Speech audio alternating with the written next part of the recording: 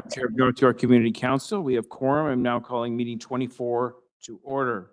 Although we're meeting in different locations today, North York Community Council would like to acknowledge that the land we're meeting on is the traditional territory of many nations, including the Mississauga of the Credit, the Anishinaabe, the Chippewa, the Haudenosaunee, and Wendat people.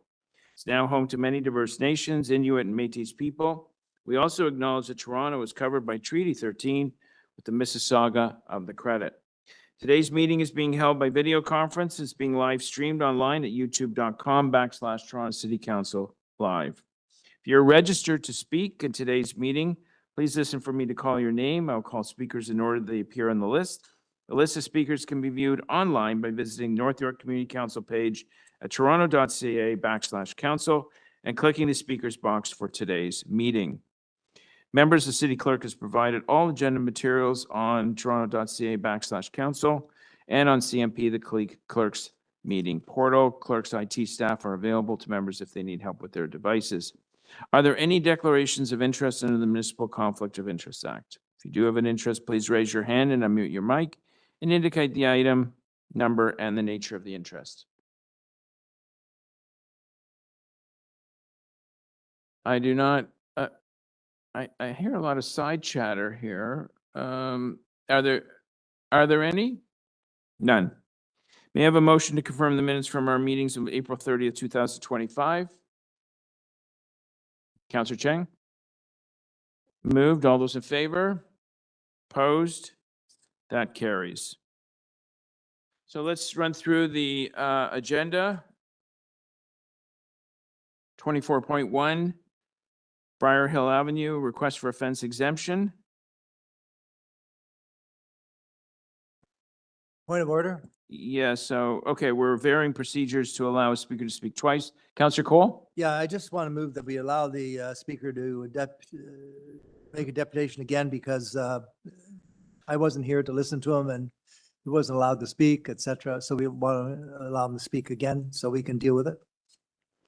Okay, the motion is on the screen. All those in favor? Opposed? That carries. We'll hold the item down for the speaker. 24.2, 1350 Sheppard Avenue West zoning amendment application decision report. We'll hold for speakers. It's also a timed item for 9:30.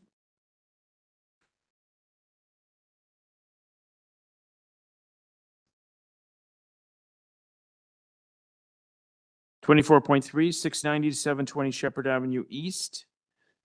Official plan amendment, zoning bylaw amendment applications appeal report. I do not see any speakers on the item. Councillor Carroll? I'll move staff recommendations in. Staff recommendations moved on 24.3. All those in favor? Opposed? That is carried. 24.4, 221, 237 Finch Avenue West and 43 Finchurst Drive, official plan amendment. I'm going to hold that for speakers.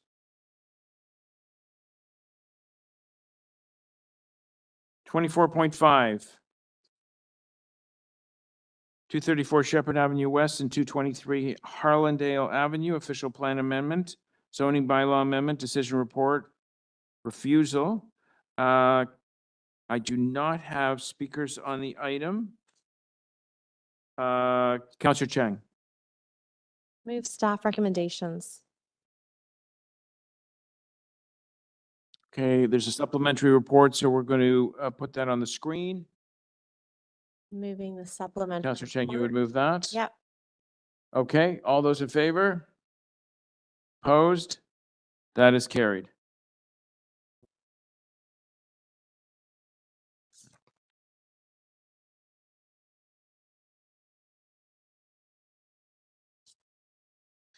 Item 24.6, 5576 Yonge Street, official plan amendment, zoning bylaw amendment, decision report, refusal. I do not have any speakers on the item. Councillor Cheng? Move staff recommendations. Staff recommendations moved on 24.6. All those in favor? Opposed? That is carried. 24.8, 369 Soudan Avenue. It's held for speakers. Item 24.7, Item 24.7, 78 Burncrest Drive, request for fence exemption. I do not have speakers on the item. Are you registered with the clerk? Why don't you just speak to the clerk and register as a speaker, and we'll hold the item down. I did call out 24.8, 369 Soudan. We are holding that down for speakers.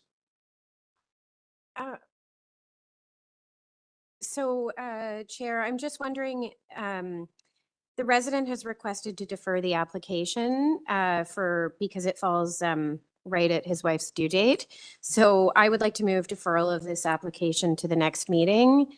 And as a result, I'm hoping that the deputants would consider deferring as well to speak until the next meeting so that it can go together. Okay, so I do have two speakers, although it looks like they're from the same company. Okay, so Councillor Chernos Lynn has moved deferral of 24.8, 369 Soudan Avenue. I think they're online. Is that what you're doing? Yeah, I'd like to move deferral to the next meeting. Okay. Not longer than that, just to the Okay, next. no, that's fine. All those in favor? Opposed? That is carried.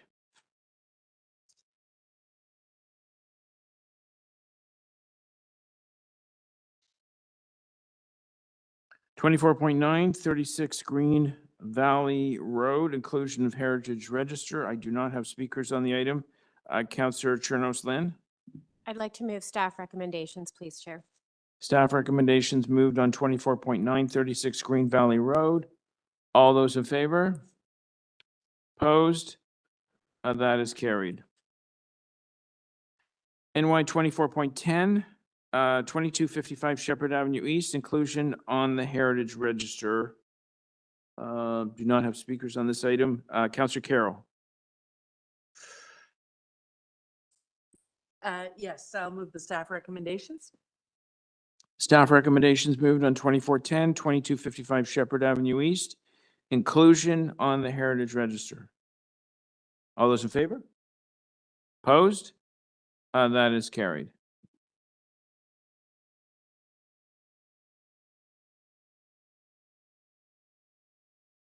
(2411) a series of addresses on Glencairn Avenue, residential demolition. I do not have. Staff recommendation? I didn't. I did. Option, with conditions, yeah. Number 3. Yeah. Okay. Councillor Cole has moved demolition option number 3 with conditions. All those in favor? Opposed? That is carried. Item 2412, 911X Castlefield Avenue. We'll hold Move that. Staff recommendation? Well, we have speakers. We have 2 speakers on the item. Both from Hydro One. Are they, who are the speakers from Hydro One? Yeah, it's part of the public record, but Christina Stanica and Patrick Bronicki. Are they here? Are they here? Or are they remote? They're online? Well, ask them. We're just going to move the staff recommendation to council. Yeah, I don't know what they're, Do they still want to depute? yeah, if they're here to support staff recommendations, we can dispose of the item now.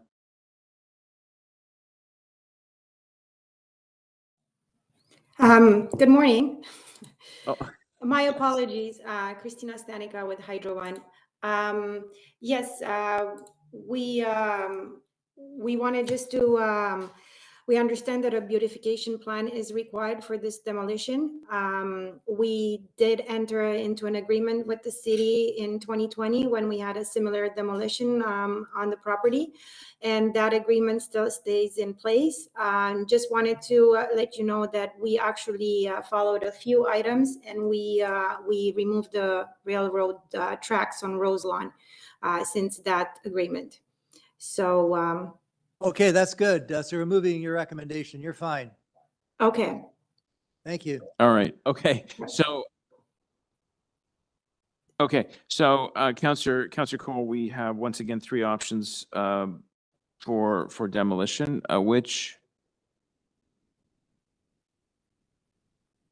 Which option are you asking us to move? Option 2. Option 2? Okay. So may I ask, what does it entail? Thank you.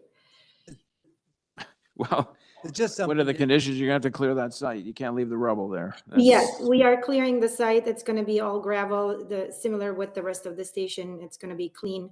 And also just wanted to let you know, this building that we are demolishing, it's actually replaced by a new building that we built in 2021. that we have fantastic, a permit. fantastic. We're moving Yeah. on, okay? All Okay, right. thank you. Yeah. Thanks, appreciate it.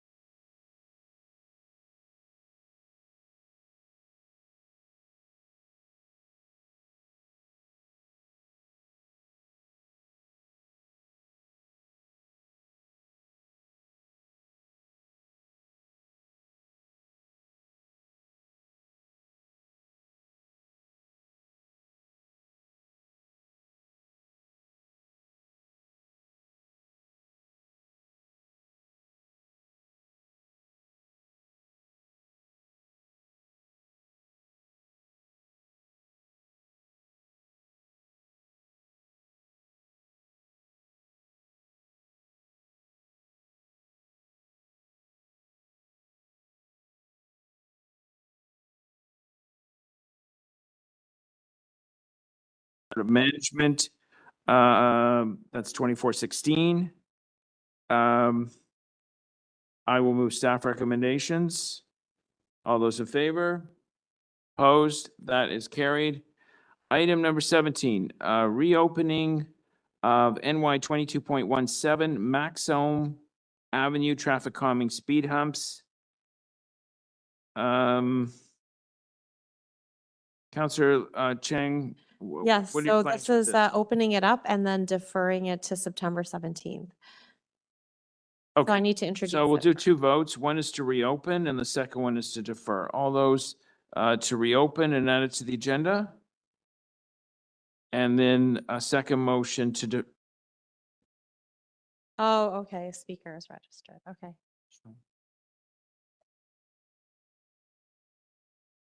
Okay, so there, apparently there was a speaker. It's not on my list, but, well, they'll come back in September. They have lots of time to plan their speech. Like what?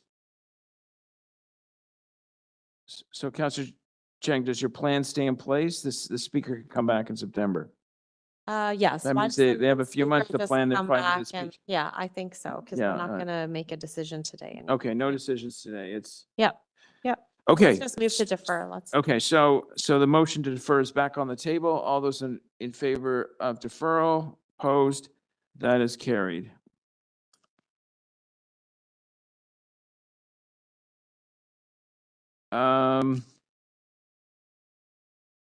2418 Garratt Boulevard, heavy truck prohibition.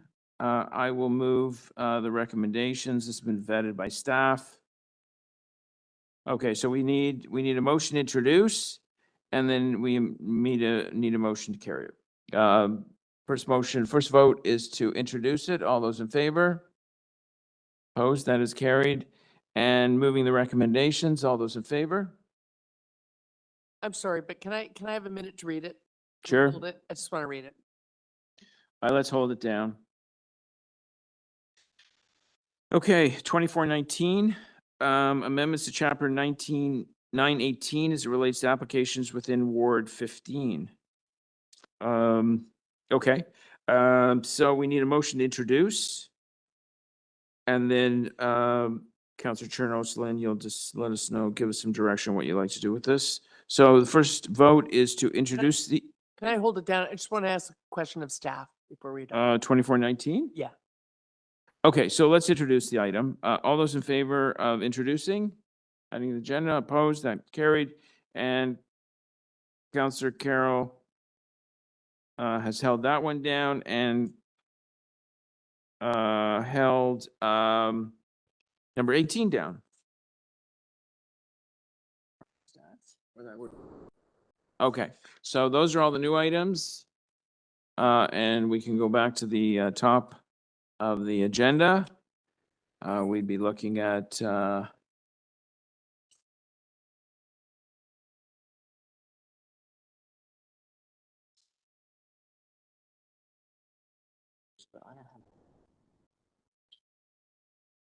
okay. Okay, we're at 24.1, 499 Briar Hill Avenue. Benjamin Shapiro is the only name I have listed as a speaker. Hi, this is Benjamin Shapiro. Can you hear me? Yes, we can hear you. Thank you for joining us. You have 5 minutes. Great, thank you. Good morning, members of the North York Community Council. I appreciate your time again, as well as the additional opportunity to speak regarding the proposed fence exemption that we've applied for, and my request that you vote for staff's alternate recommendation, which allows for the current fence enclosures we have to remain in place. To rehash, as outlined in your report for action summary, there's 2 items we wish to maintain, which is the second-story deck gate, and the ability to maintain the current gate enclosure leading up to the steps from the basement walkout.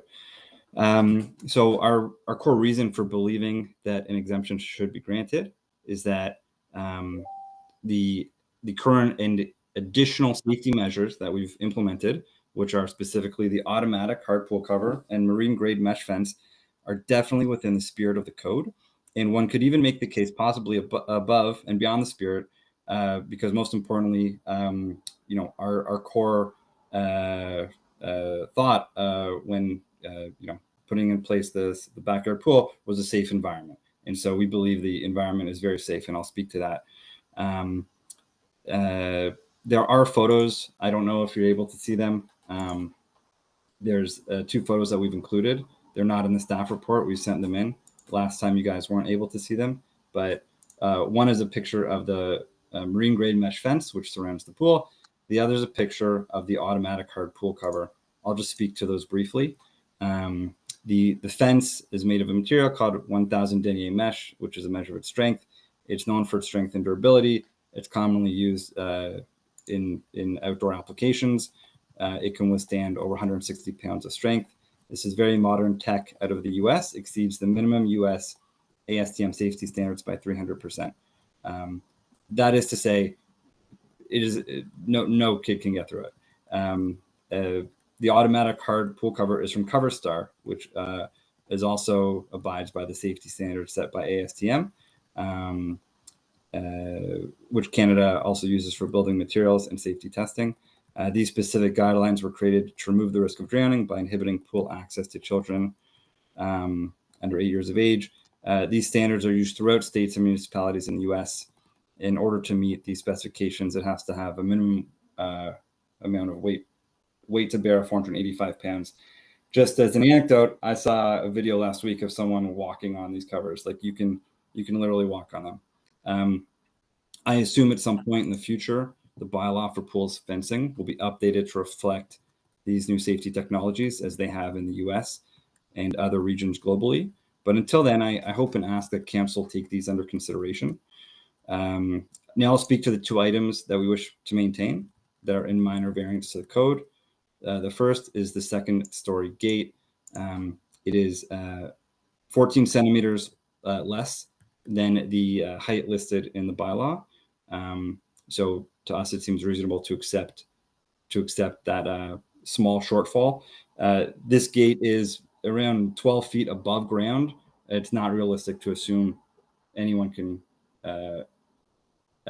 you can't jump over or climb that gate and get to even have access to the pool. With the gate enclosure from the basement walkout, as the pool was put in after the house was built, we had to work within the confines of the existing backyard materials. So the issue here is one of climbability. But our point is, if a child were to jump over the gate, which was 4 foot high gate, so there would be a 4 foot free fall, they would be wholly unable to access the pool due to the fence we installed. And even if they somehow got past that, which is impossible, the automatic closed pool cover would stop them from accessing the water.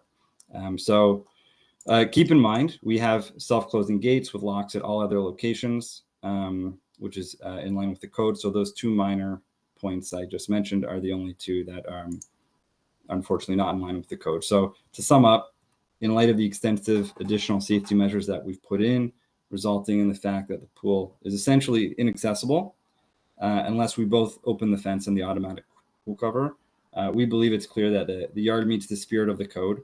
And so I would sincerely ask that the council proceed with the alternative recommendation that the staff highlighted and grant the request for the fence exemption.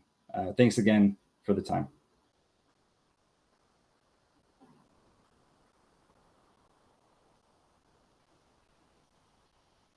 That's it for Okay, no, thank you for your comments. We were just huddling about your Oh, of application. course. Yeah, thank you. It's always good to talk to colleagues about where we're going with this. Any questions for the deputant? No? Okay, Mr. Shapiro, thank you very much. We're now going to ask questions of staff. Questions of staff, Councillor Carroll? Yeah, I'm having trouble from the report understanding. I see, in the matrix, it shows me the shortfall in height of the gate from the deck, which is, the difference between 1.2 meters and 1.06 is, it's 7 inches and a bit, maybe 8 inches difference. So that's a little troubling. It's a difference between 48 inches and 41 inches. But the walkout from the basement, I don't see the measurements. The rear yard enclosure from the walkout basement, there I don't see the height. So So is that not an issue? well, the requirement with the walkout to the basement is that their guard that's surrounding their staircase is not permitted height with respect to the climbability factor of the ledge. So if I don't know, are you looking at the Oh, report? right. Yes. So each step should maintain a minimum height of 4 feet Yes. with that guard that's aligning the stairs. Right. So that half wall, you just get to the top, jump onto that. Exactly. I see. Yeah, that's the problem. And that's Yeah. be 12 inches to jump up onto that Right. half wall. If I were a little boy. Okay. So that's the issue. So really, enclosing the pool is the only way to go here. You're not unless you're entirely going to reconstruct that basement walkout and get rid of the half wall, enclosing the pool is your best way to go. Well, there are other methods, like there are other options for them. They were made aware of those options. It's up to them what they choose to do. If they wanted to put those guards at maximum height, that would be permitted. If they wanted to build an enclosure 1 meter away from that gate and that area, Right. they would be able to do that. They could. They'd close be off much the closer to the gates, they bylaw. could- Yeah, they could Yeah. put a fourth fence completely delineating the pool from the wall of the home. Right. Those options. Always our Yeah. favorite. Can I ask, because we still don't have a picture here. One of the things that confused us and the reason we wanted to defer it is we have a picture that attached to our report where we can just see one of those temporary fences.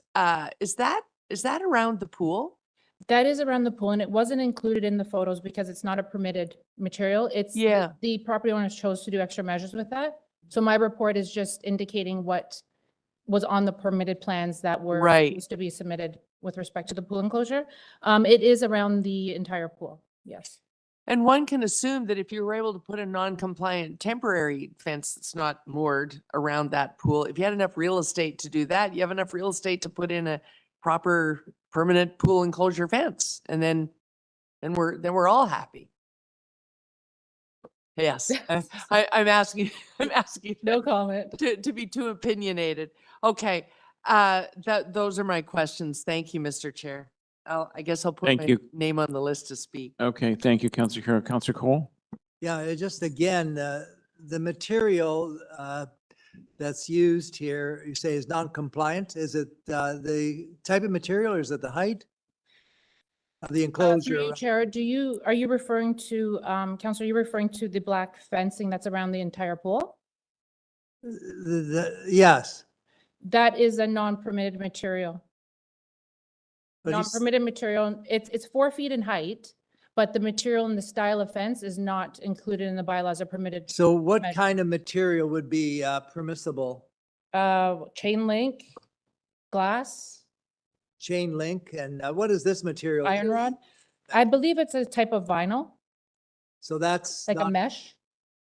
that's not permit. So if he were to change the vinyl to a chain link, That would be, well, we would have to look at, we'd have to go back there and inspect, because there'd be certain requirements with respect to how close it is to the pool's edge, stuff like that. yeah, so that he just could There, yeah, we'd have to go back and do a re-inspection. It would take a just, look at it. yes. But again, so other than chain link, what other material could he use? He can use Glass? aluminum, iron Aluminum? rod, glass, wood. I don't know that you'd want to put wood, but wood, as long as we could see the pool through it. Like there's each material has certain specifications in the bylaw. So we'd have to go back and re-inspect. So what he's using now, sort of a carbon fiber material? I'm not familiar with it. I believe it's a type of vinyl, almost like a plasticky mesh, if you will. But I think the applicant said that they use, that it's allowed in the States. Possibly. We looked at this material and we say it is not admissible because it's too soft. Right now, it's not admissible. Potentially reviews of the bylaw, with changing standards and new materials and new enclosures that are installed more frequently, we might look into accepting it, but right now it's not permitted in the bylaw. Okay, so could we ask you to maybe give this more time to take another look at this material, or him possibly changing the material? Is that something to? It's, unfortunately, it's not. It would be up to council to decide whether they want to accept it. For us, with the bylaw, it's not something that we can just throw in. No, It'd have to go through a whole process, right? So unfortunately, it would take way too long. so the thing that would be doable is chain link It would be one option, yeah. or glass or Yeah. wood. But you wouldn't want to put wood around the pool that close, right? Probably not. And you want to be able to see through, you want to see who's in the pool, right? Yes, but just to be clear, I just want to make it clear that if they were to change this material to a permitted material, it's not necessarily a go. We'd have to go back out there, re-inspect, and take a look at the specifications for that specific material in the bylaw and that it meets the requirement in terms of setbacks and placement and all that. Yeah, so again, it just would take a further inspection depending on what material they choose. Of to use, course, an evaluation of that material. yes. Okay, thank you. Thank you, Councillor Cole. Any other questions for staff? I just have a couple, and I see more and more pool owners, homeowners using this in kind of industrial cover. It's a heavy material cover of the pool. And I visited one home and I was encouraged to go dancing on it, which I declined. Is that the future? Is that considered a secure fencing model? I mean, like I said, they are becoming more and more relevant. So it's something that could be looked at, possibly potentially allowing in the bylaw, but currently right now, again, it's not a permitted material. So we would have to change the bylaw to Yeah. allow that, Exactly. right? And I guess the catch would be that you have to keep it closed for it to be safe. For sure. The pictures accompanying the report look like they're done in winter. And I really, it's hard to sort of see where everything kind of comes together. Now, you've got an upper deck that seems to, there's a staircase going down to the pool area. Is that right? Yes. Now, the glass gate at the top, is that compliant? No, that's not compliant. That's the area that's slightly short of the required height. So I that's, believe the height of the gate is 1.06 meters in height, and the requirement is 1.2 meters in height. so that one's short. Now, the one at grade, it looks like a double gate. Is that one compliant? That's the one that's facilitates the walkout to the basement, and that's the one that has the climbability factor with respect to the concrete ledges and the staircase. It's forming like a climbability, like almost like a ladder type accessibility area to get over that short guard on the top. I see. So the fear here is that someone Could climb could over. climb over this Correct. fencing.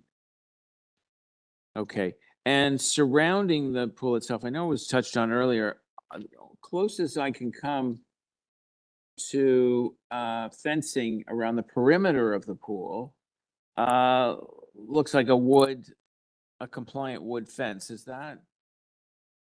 Okay, are you referring to the existing wooden fence that's in the backyard or the black But mesh? There's no real picture of it here. Yeah, there is wooden fencing around the exterior, There is. the other three, yeah, that are in compliance. And that is Yes. compliant? Yes. Okay. All right. Okay, thanks very much. Speakers. Counselor Carroll. Yeah, Mr. Chair, I don't know what the local councillor wants to move, but because I need the option on the table, I would like to move refusal of the application, and I'll explain why. I don't understand why we jump through hoops and we would ask staff to go back and jump through more hoops to find a good way to not comply in a backyard where you could get rid of all this glass tchotchke attached to the building and just do one lovely pane of glass fence across your backyard. There's clearly the real estate and the room to do it.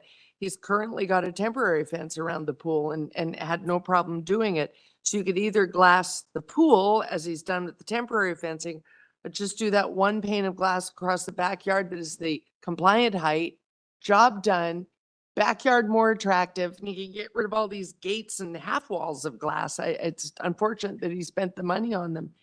But the purpose of the bylaw is to comply and stop people from drowning. And yet we see people coming back, spending more and more money and twisting themselves up like pretzels with their architects to find good ways to not comply. I don't understand that thinking.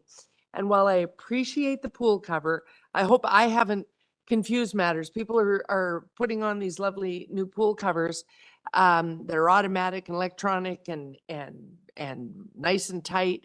And maybe I confused them. My personal experience as a child drowning in the puddle in the pool cover, a relative.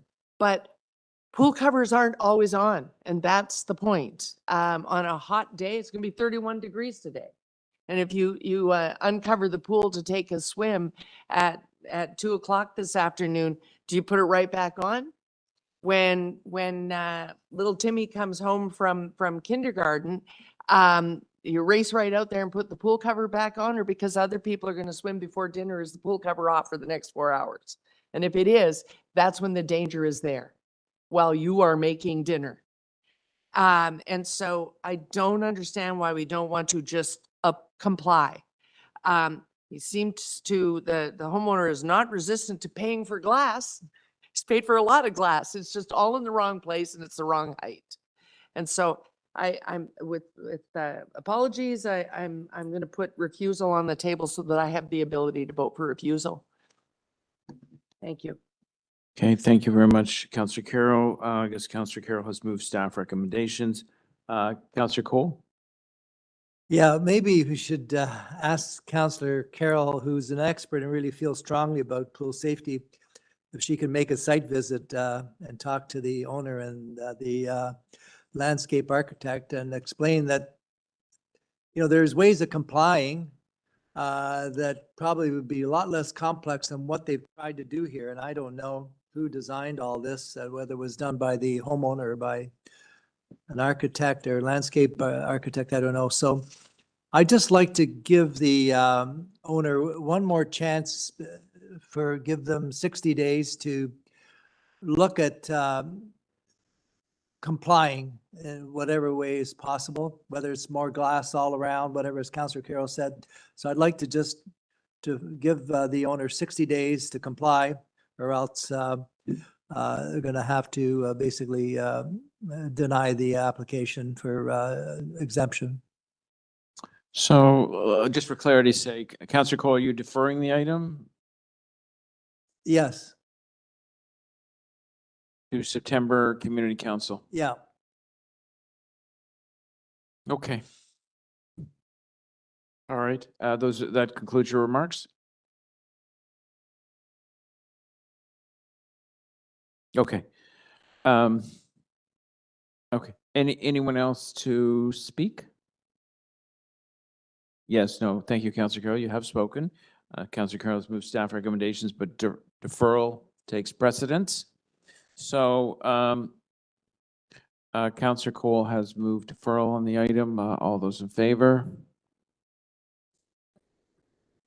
I thought deferral takes precedence. Yeah, deferral or referral takes precedence. So there it is on the screen. Sure. All those in favor? Councillor Cole, Councillor Chernos Lynn, Councillor Cheng, and Councillor Pasternak. Opposed? Councillor Carroll. That item carries.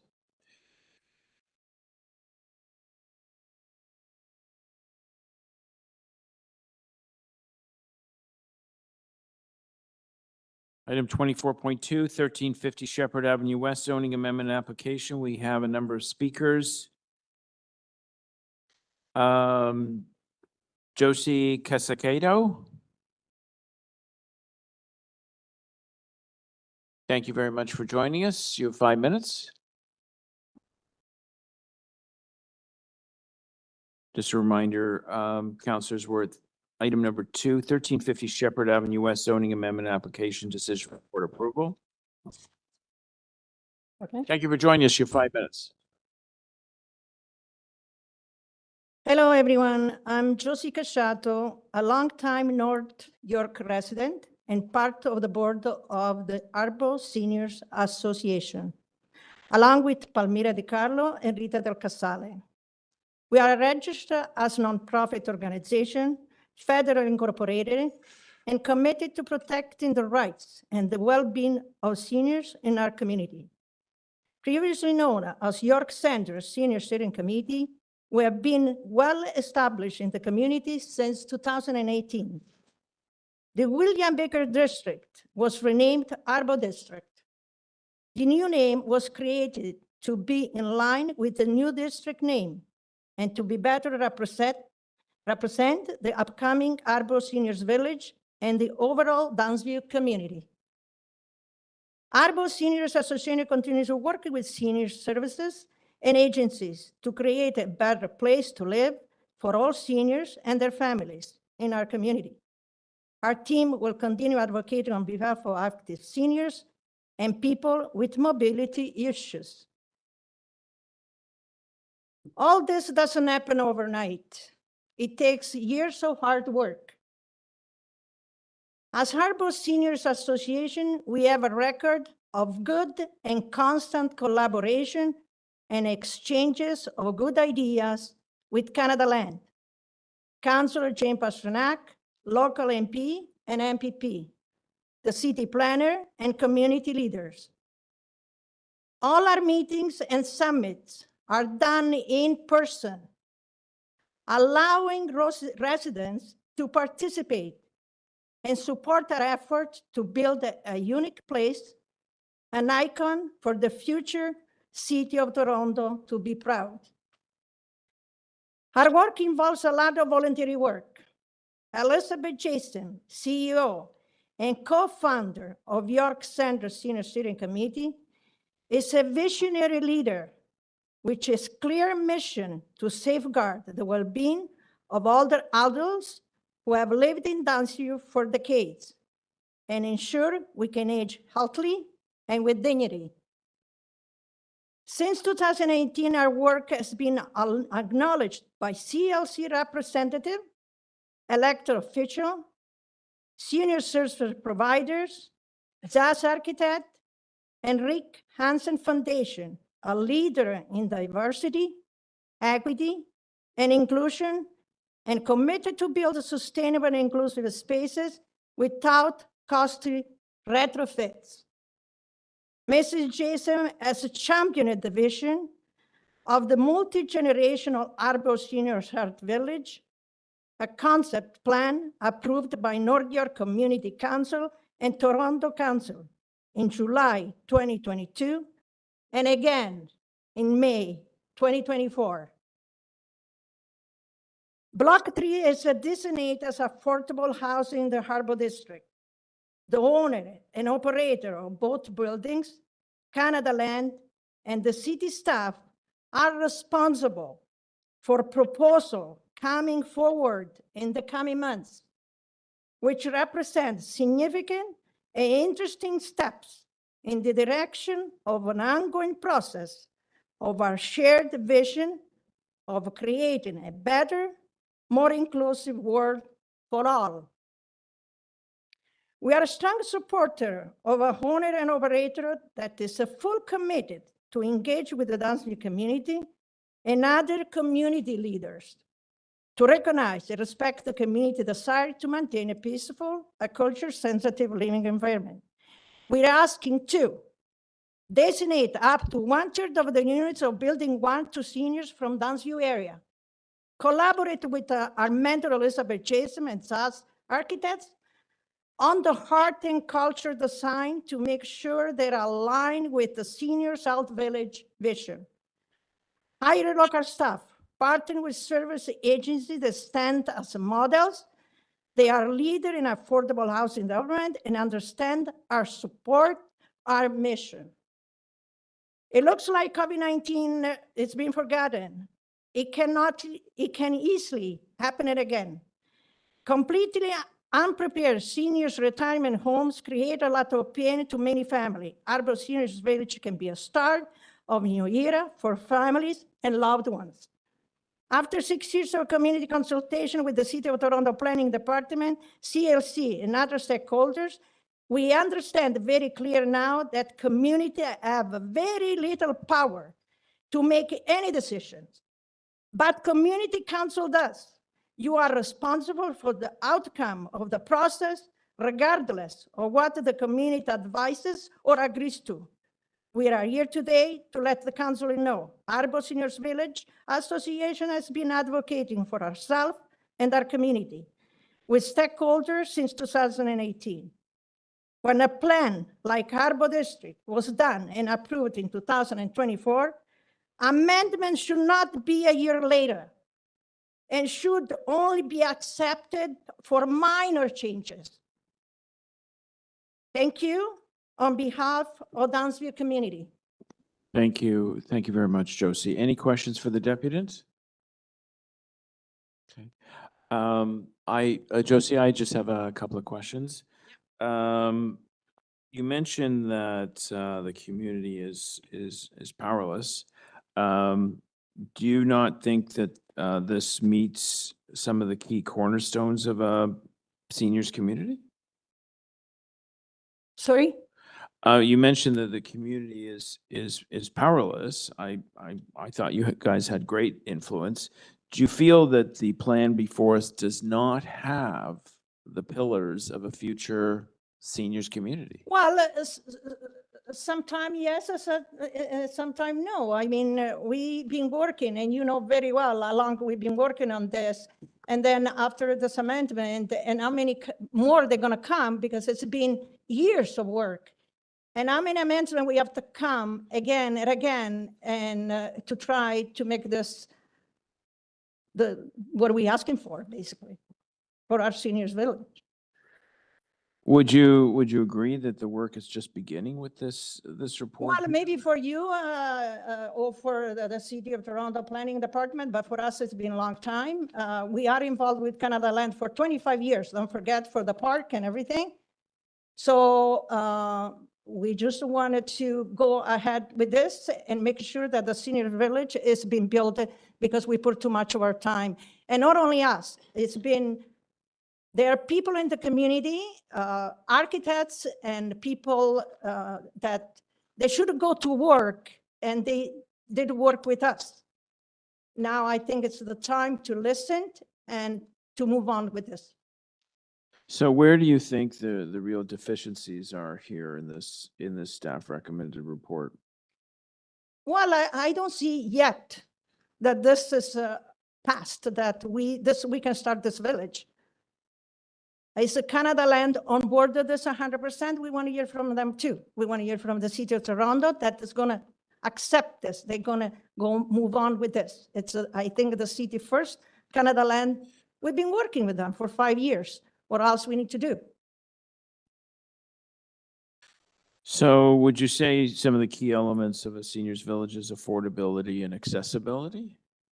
Well, that's why we worked with people with a lot of experience. We went to Rick Hansen Foundation. We had a lot of meetings with them because that's what we need in there. Once it's been certified by them, we can make sure that accessibility, it's the #1 priority in that building.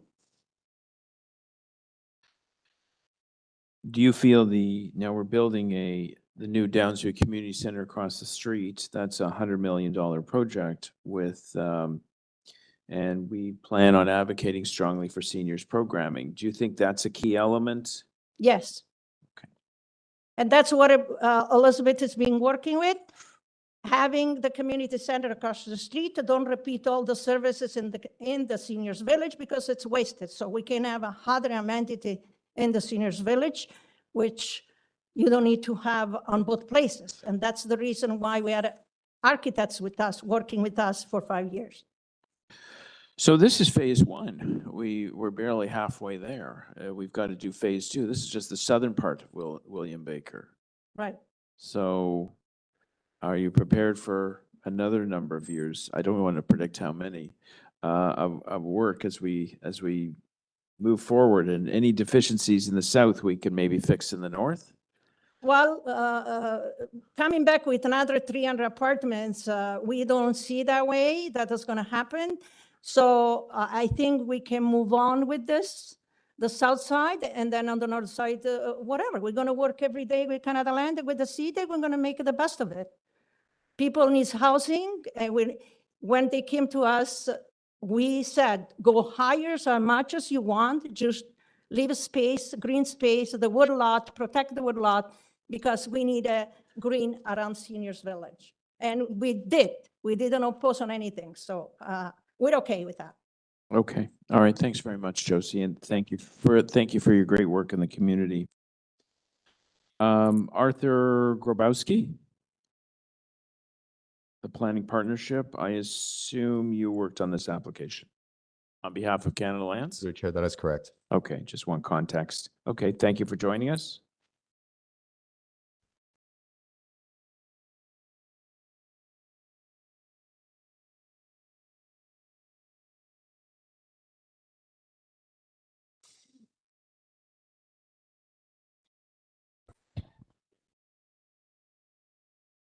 Good morning, members of North York Community Council, the public, and staff. The planning partnership are the planning consultants representing Canada Lands for the zoning bylaw amendment for the Arbor neighborhood phase 1.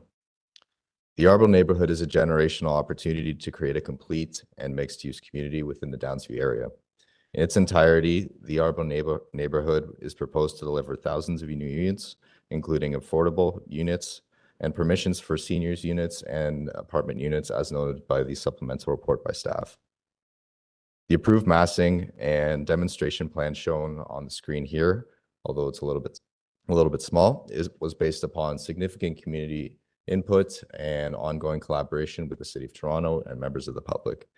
As the prior deputation noted, this has been a long process spanning from 2018, and this is just the latest milestone and what is effectively a long process about the implementation of this vibrant community. The Arbo neighborhood will include permissions for a wide range of housing and housing options to serve a broad range of housing sizes, incomes, ages, including affordable and seniors units. Residential permissions for these housing types are enshrined in the bylaw that was approved in 2022. The draft plan of subdivision for this community was subsequently approved in December 2024. And part of the reason for the amendment that we are requested today is to align the conditions of the draft plan of subdivision with the bylaw that was approved a few years before that. In addition, modifications are being requested regarding the maximum unit count and minimum unit size to provide further flexibility, including additional units to accommodate people of all ages of life and to accommodate the needs of all housing types and incomes. We're looking forward to continuing to work with staff, members of council, and the public on the delivery of this exciting mixed-use community. We're available to answer any questions either from the public or members of council. Thank you.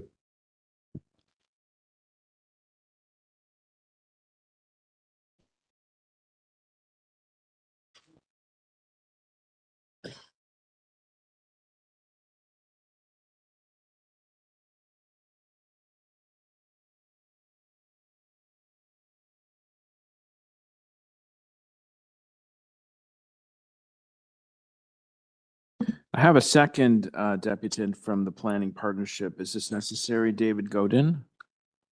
Yeah, okay, you'd like to speak as well? I was just going to thank you and relinquish my time. My colleague spoke on our behalf. Thank you very much. Okay. Rosemary Bell?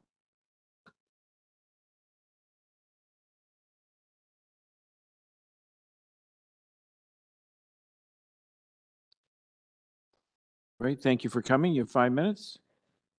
Good morning, North York Community Council members. My name's Rosemary Bell. I'm a retired City of Toronto Community Development Officer.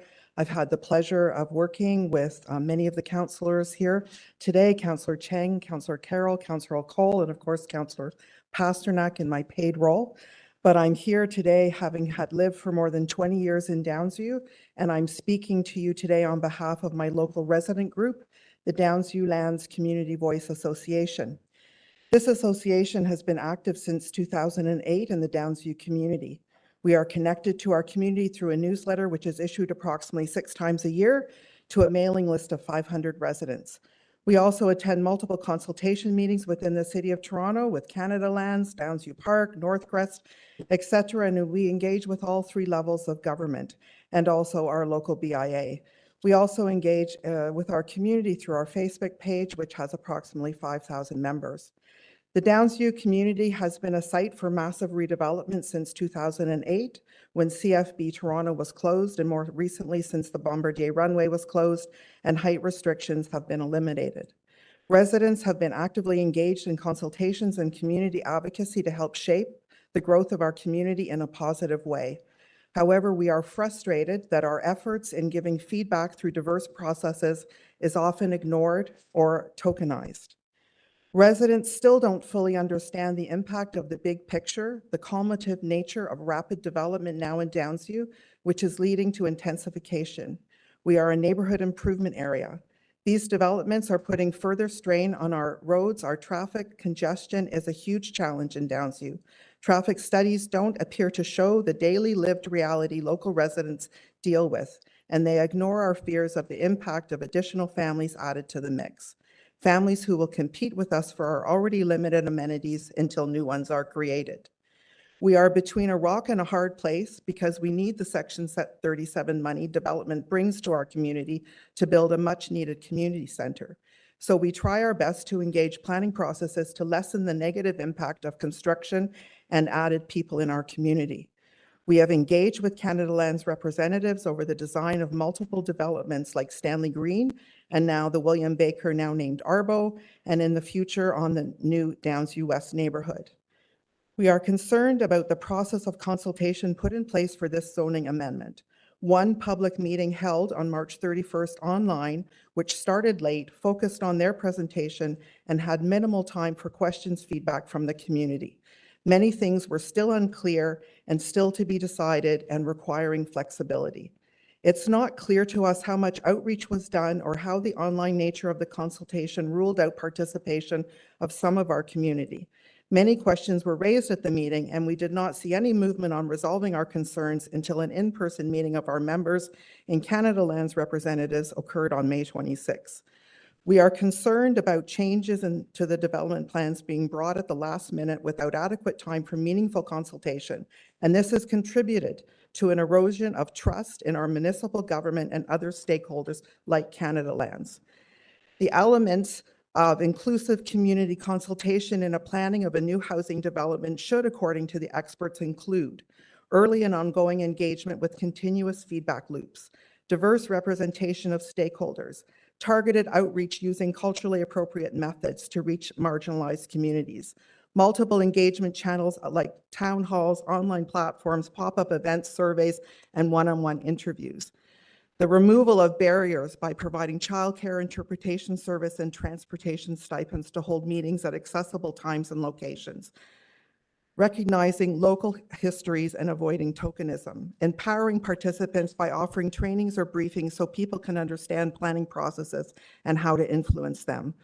Responsive and adaptive planning, which incorporates feedback from the community and is open to modifying aspects of the project based on community feedback.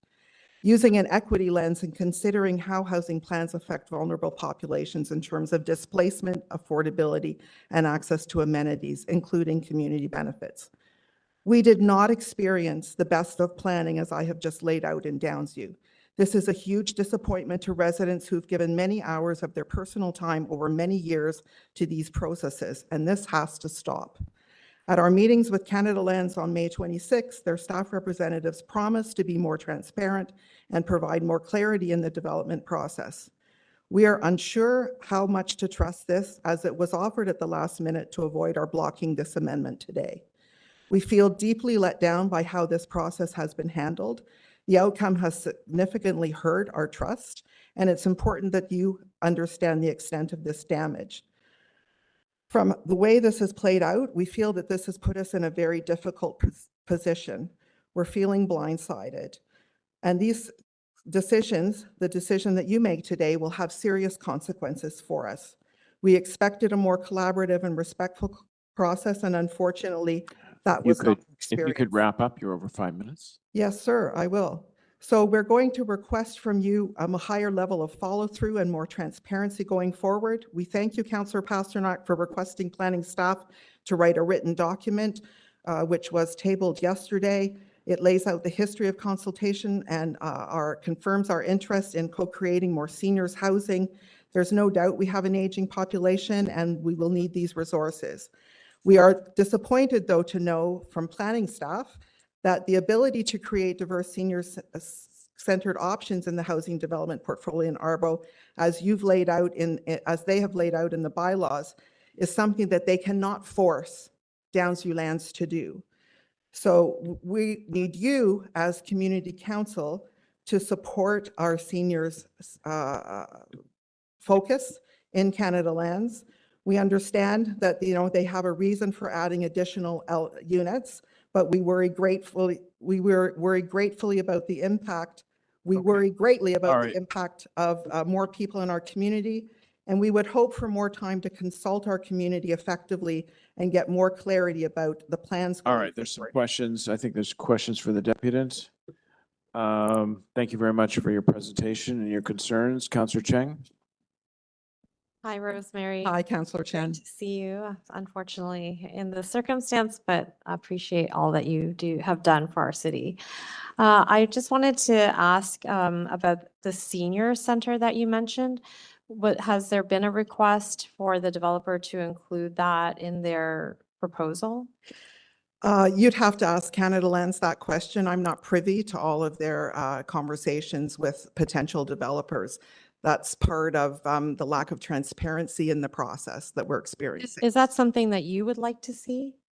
Yes, I definitely think that as Josie, the previous deputant said, they've worked for a long time to address that. There's a large number of seniors in Downsview, and there's a need for more seniors housing, more affordable seniors housing in the community where people have lived and raised their families and where they would like to retire and live out the rest of their lives.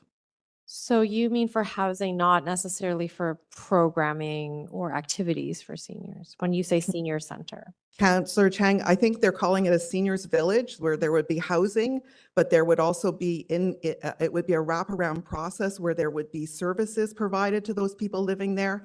And of course, once the new community center is built across the road, there would be access to seniors program there as well.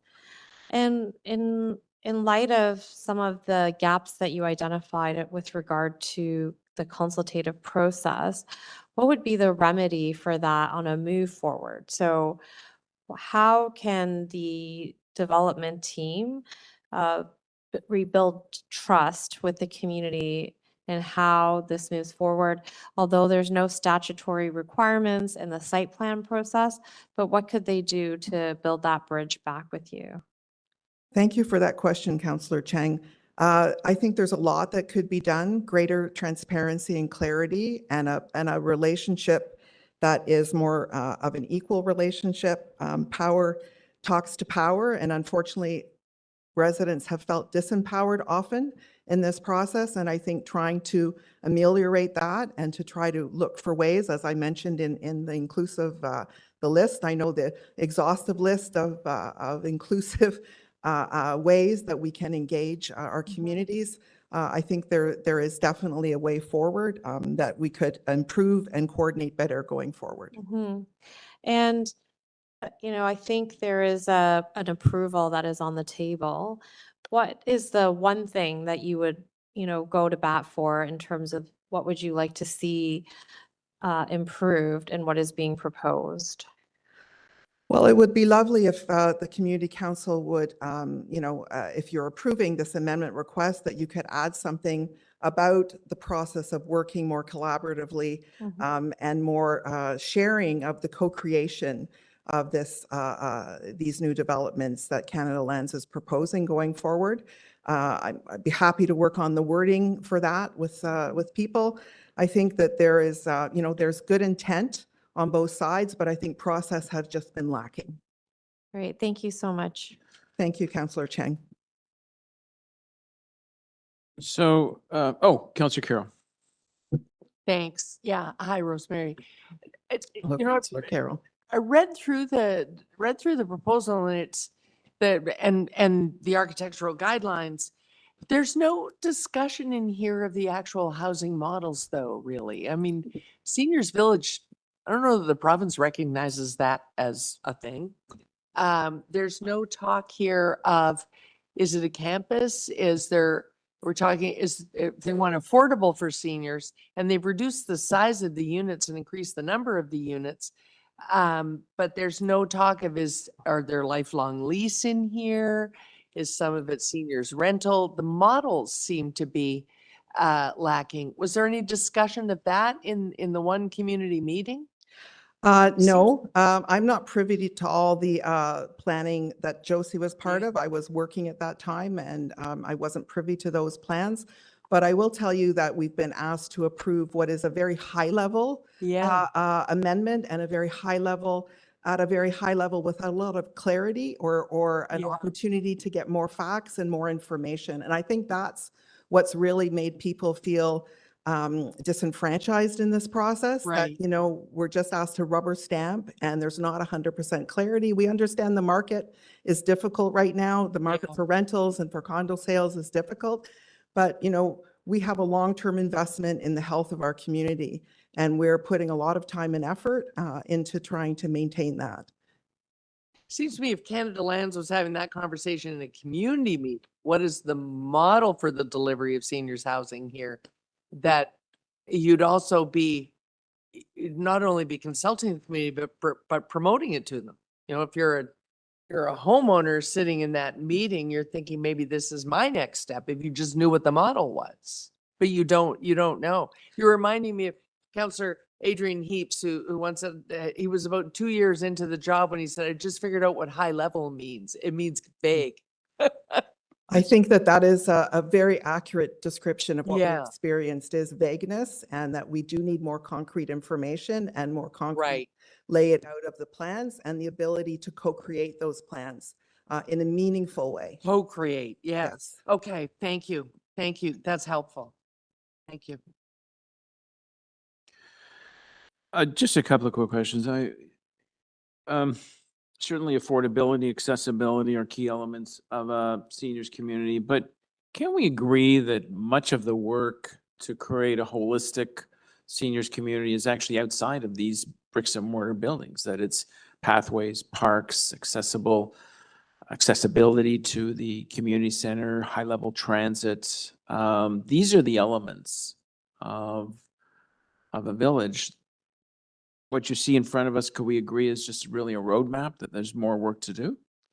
Councillor Pasternak, I don't disagree with you that there's been some good work done around accessibility and affordability in this plan. But I think as Councillor Carroll made it's vague how this will be implemented going forward. And we need reassurance, because planning staff has told us that there is no onus on Canada Lands to actually implement this, even though it's allowed in what the bylaws have put forward. They could come back to us saying that no developer is willing to do this. It's not a profitable option for them, or that the market won't bear this. So that's one of the confusing things for us, is that we can spend all this time on this element of a seniors village, but then in the end, the owner of the property is not forced to implement it. Well, I will ask questions of staff in a few minutes, but there's strict requirements here about levels of affordability, fully accessible bridge over Sheppard Avenue, park land dedication, commercial space. I mean, they can't. I don't know how they would get out of that without a legal fight on their hands. But is that specific to the seniors village, or that's just the overall development, the overall bridging concepts for the development? Well, I'd like some clarification on that as well, sir. Yeah, I personally don't know how you could do a seniors village without those elements, but they're there.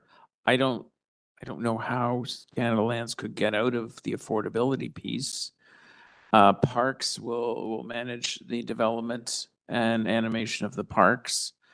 The recreation is building is in charge of the recreation center. Canada Lands may have a say in what goes on there, but that's kind of up to us in the community to build those assets.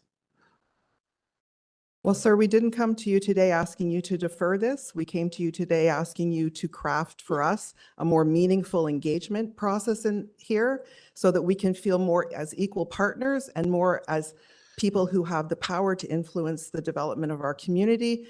And so we didn't come saying, cancel this or of course, we would have loved more time for a more fulsome and more complete consultation and more clarity really about the plans going forward. Okay. Well, I do have some motions ready to go to fix the community engagement approach and better refine elements of the characteristics of a seniors community. So these will go to council and we can further refine them there. But clearly, if you feel the consultation process was lacking, that's something we can fix.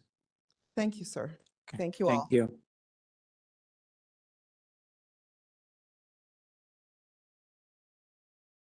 David Anselmi, Canada Lands.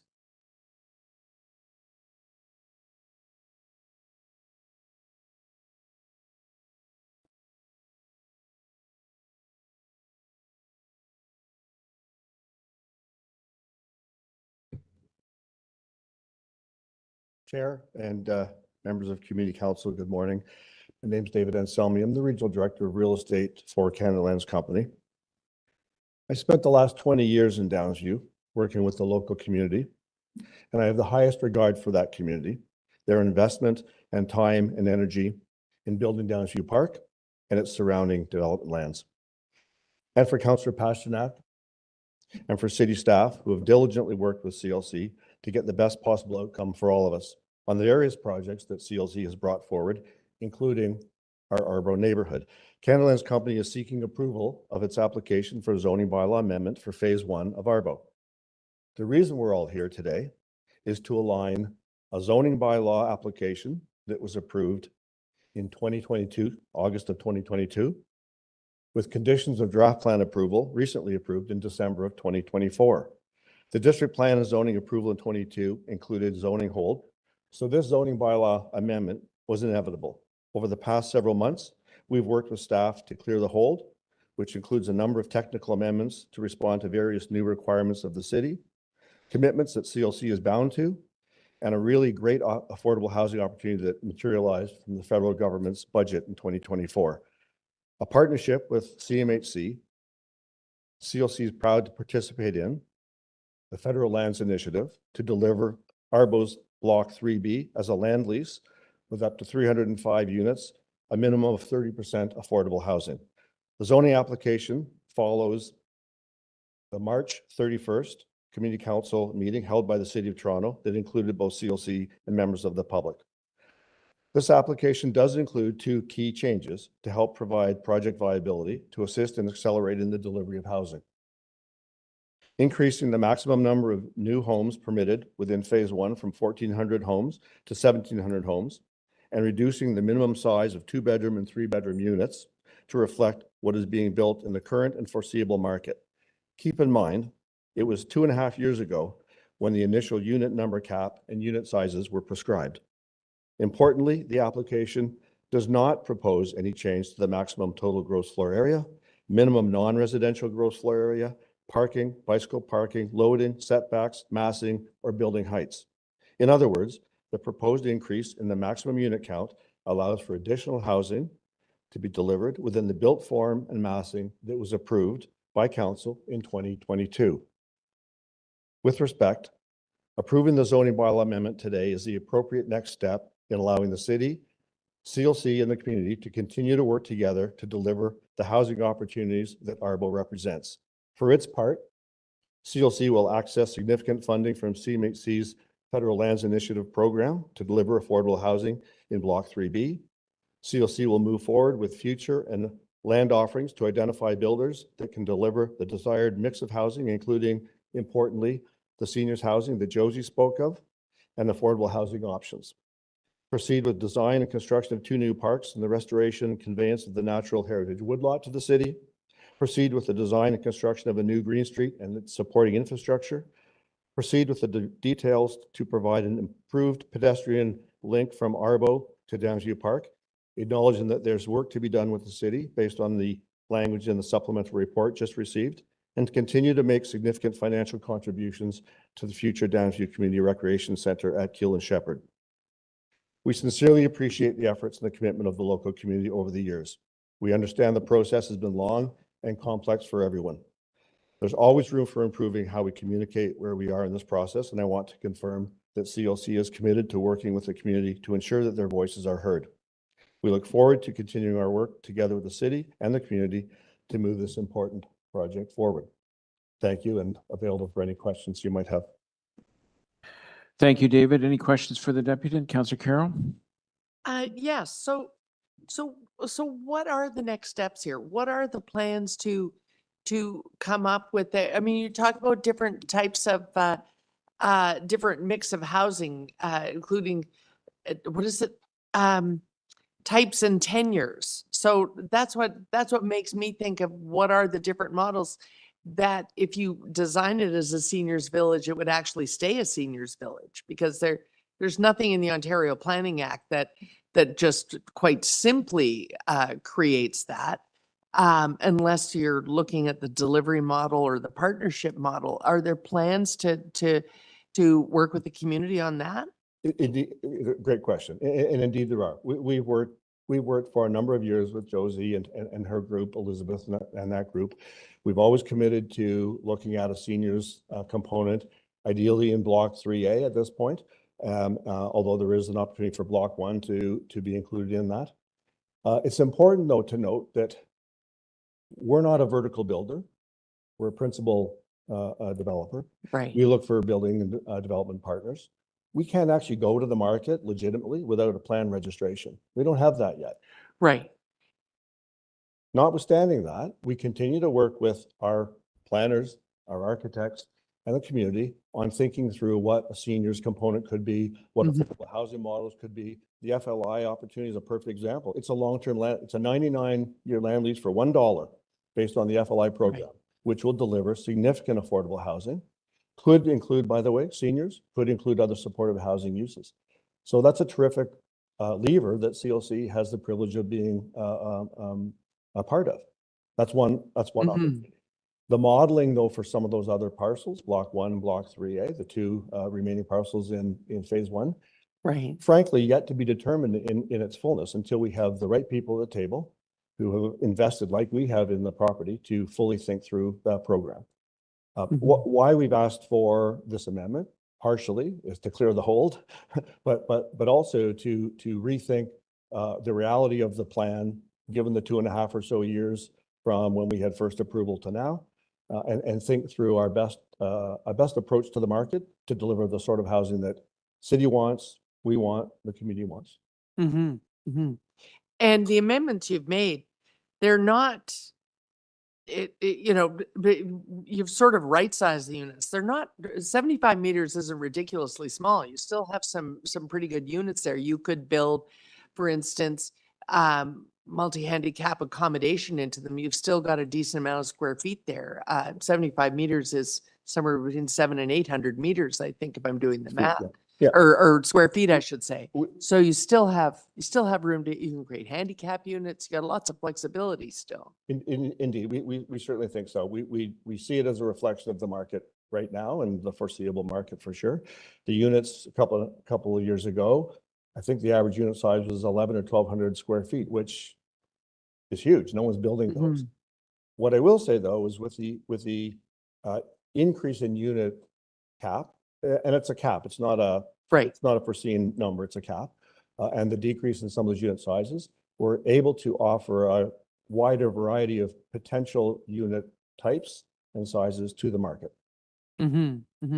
So if we adopt these architectural guidelines today and those amendments, you have enough frame to go out to market, either to private developers or other partners, affordable housing types of partners. Indeed, with plan registration, ideally in the fall, right? we will have an opportunity to go with full confidence to the market. And our plan is, frankly, to be in the market for that next parcel, if not late this year, early next. Okay. Thank you, Mr. Chair. Those are my questions. Thank you, Councillor Carroll. Councillor Cheng. Thank you, through the chair. I'm wondering if you would be amenable to provide maybe every 6 months, an update in plain language that could be distributed through the Downsview local newsletter that is sent out so that residents can be apprised of what's happening, because it's not always easy for people to understand what is going to happen in their neighborhood. First of all, for sure, we would. Yeah, We'd be more than happy to do. I do have to say, over the last number of years, we've had well over a dozen sessions, site visits, site walks, workshops, in-person meetings, virtual meetings with the local community for years. So we've also published bulletins on a regular basis to the community. So it's not foreign to us. Yes. I appreciate that not everybody feels the directness of that collaboration. Yeah.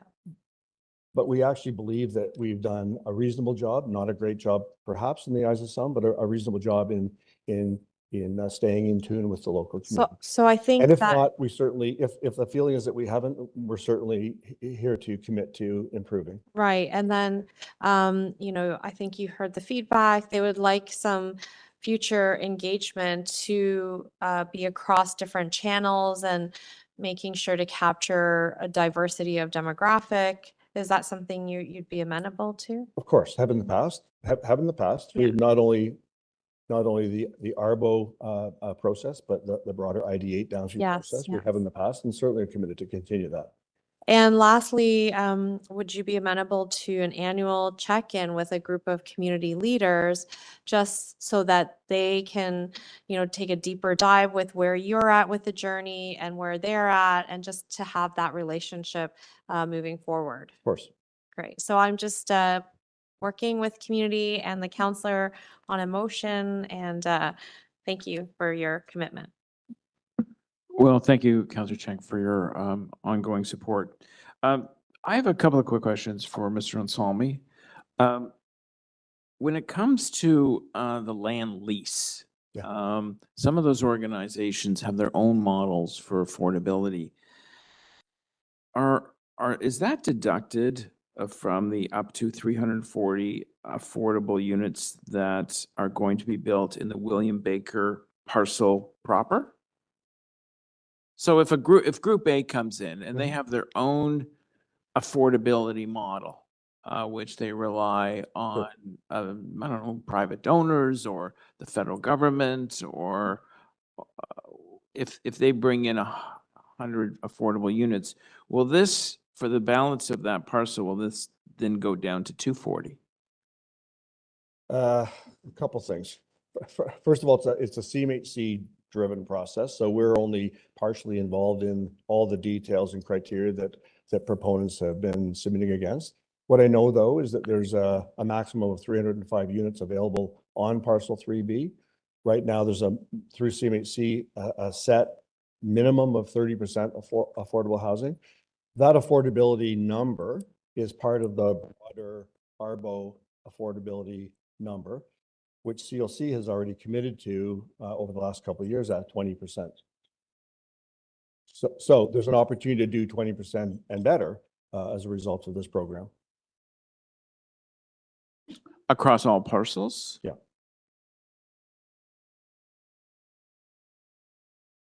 Okay, I think that's an offline discussion. Now, there's a reference to affordable rental in here, and we can go back and forth over the actual numbers. But is that managed? Who's that managed by? Is that taken off the Housing Connections list, wait list, or is there a third party coming in? Are Or? you speaking specifically about 3B, Councillor? Well, that's right.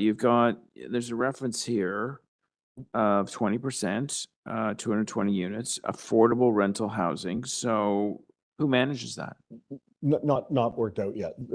Our point there is that we're trying to make available the most options available to partners to deliver affordable housing, whether that's purpose-built rental or some other tenure. Okay, so But the the management and operations of that not worked out. there'll be a wait list of some sort. Okay. Any affordable ownership, or that's not really part of this plan? Same. 3B I can't speak to specifically, but on ARBO, indeed. There is an affordable ownership? There will be an opportunity for affordable ownership, purpose-built affordable rental. Yeah. Okay.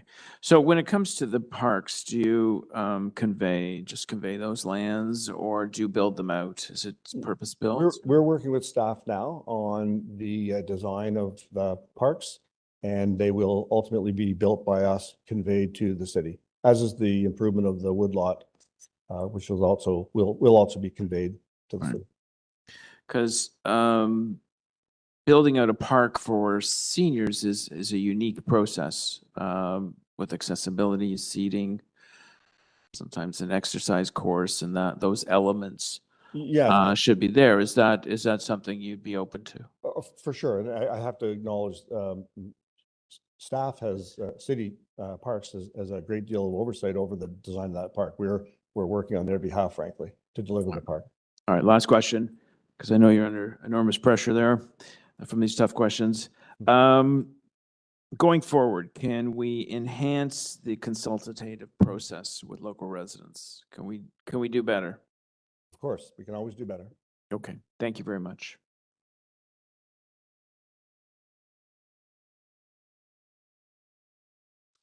Lisa Robles?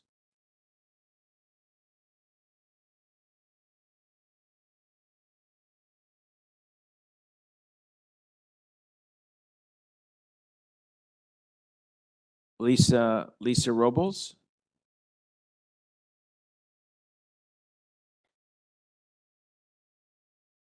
No. Okay. So we've got to move on. Questions for staff?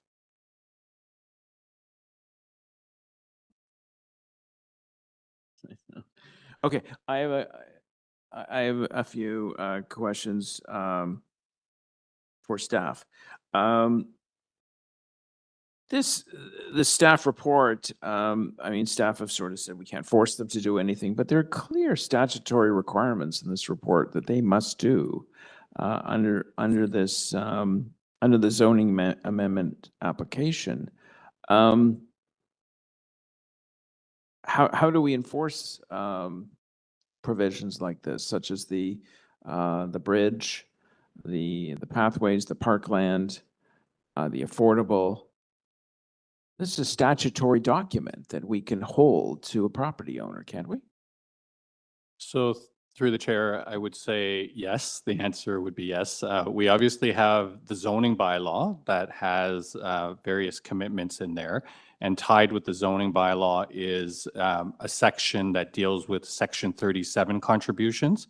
As part of that, we will be entering into a Section 37 agreement with the owners of the land to deal with matters like the bridge and the park. And so that's one component of it. I would say the second component is we have approved a plan of subdivision here as part of the development. And as part of that, we are creating blocks for the bridge and also for the parkland. So those will be lands that will be conveyed over, specifically the parkland conveyed to the city as public parkland. And as Mr. Anselmi said, there is a design and construction process that will be ongoing where our parks staff will be involved in that component of it.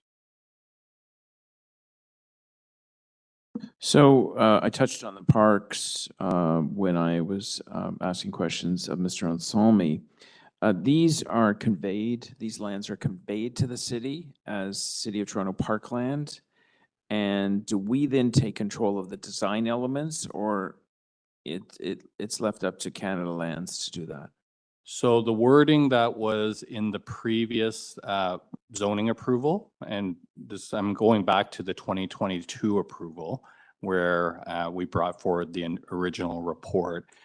There is an obligation for Canada Lands to design, and I believe it was to construct the park, but there is obviously a lot of ongoing dialogue that is happening with our park staff.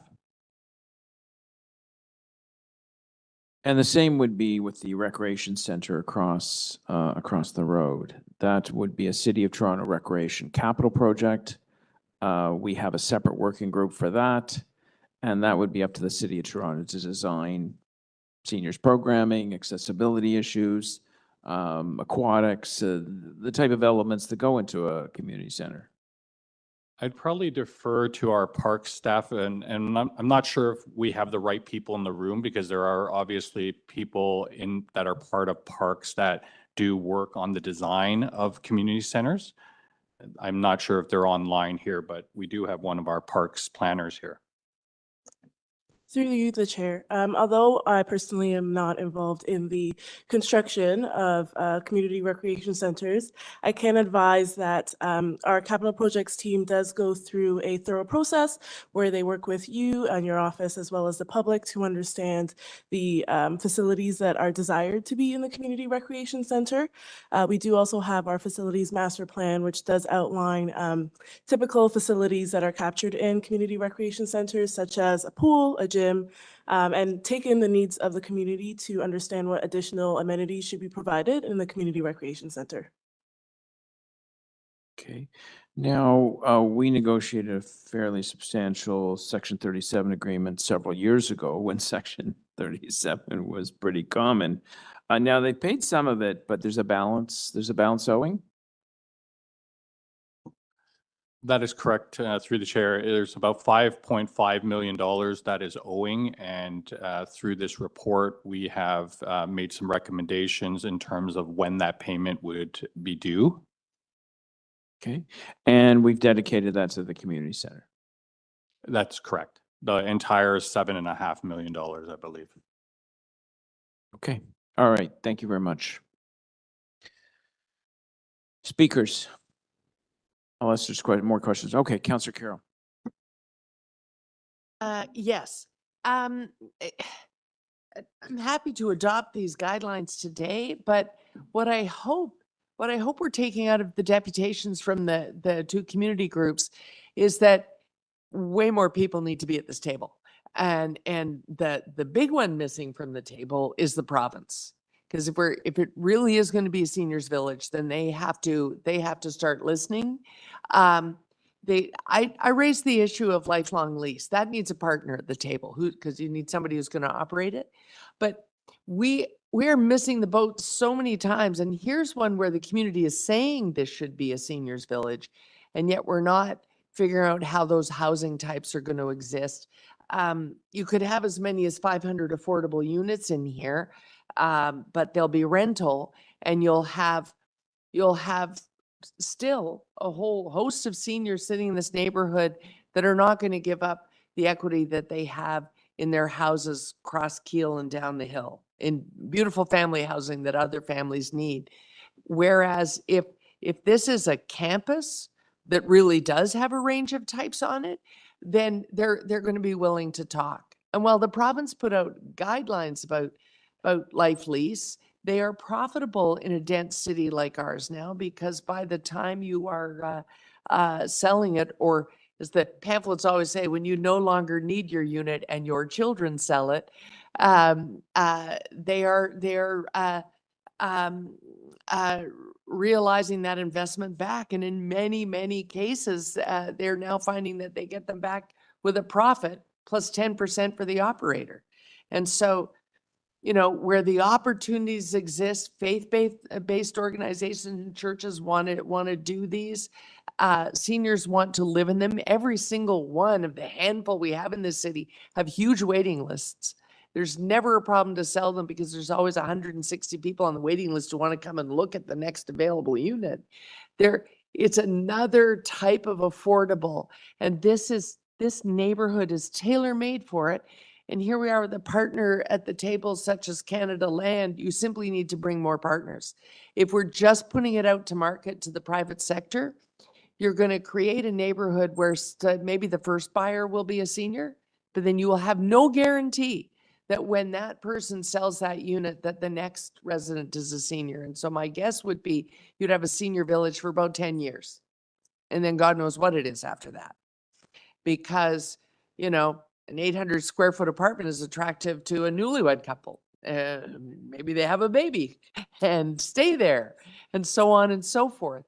Whereas if you're really looking at this campus style and you're really intentional about it being a seniors village, you have to look at all the housing models are out there, and you're not going to unless all of the deliverers of those models, be they profit or non-profit, are at the table. And if they're coming to the table, then the province better come too, because it has to fill out the pro forma of that building. The province needs to be helping you realize your dream of a seniors village. And if they're not at the table, it won't happen. You know, Tridel will love to build this thing. They might even put in a Dell Manor that is $8,000 a month for seniors, if that's what turns your crank.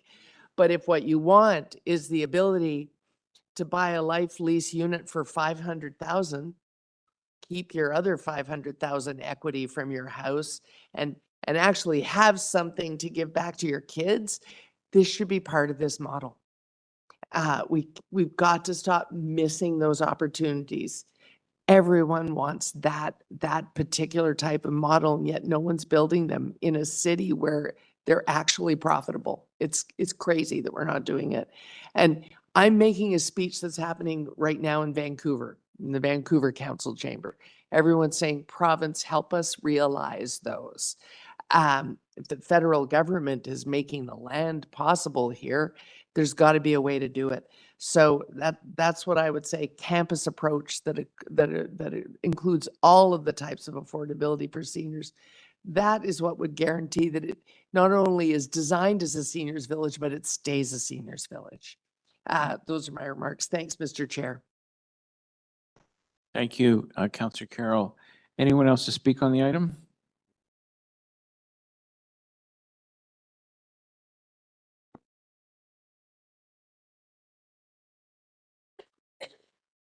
Councillor Chang is going to speak.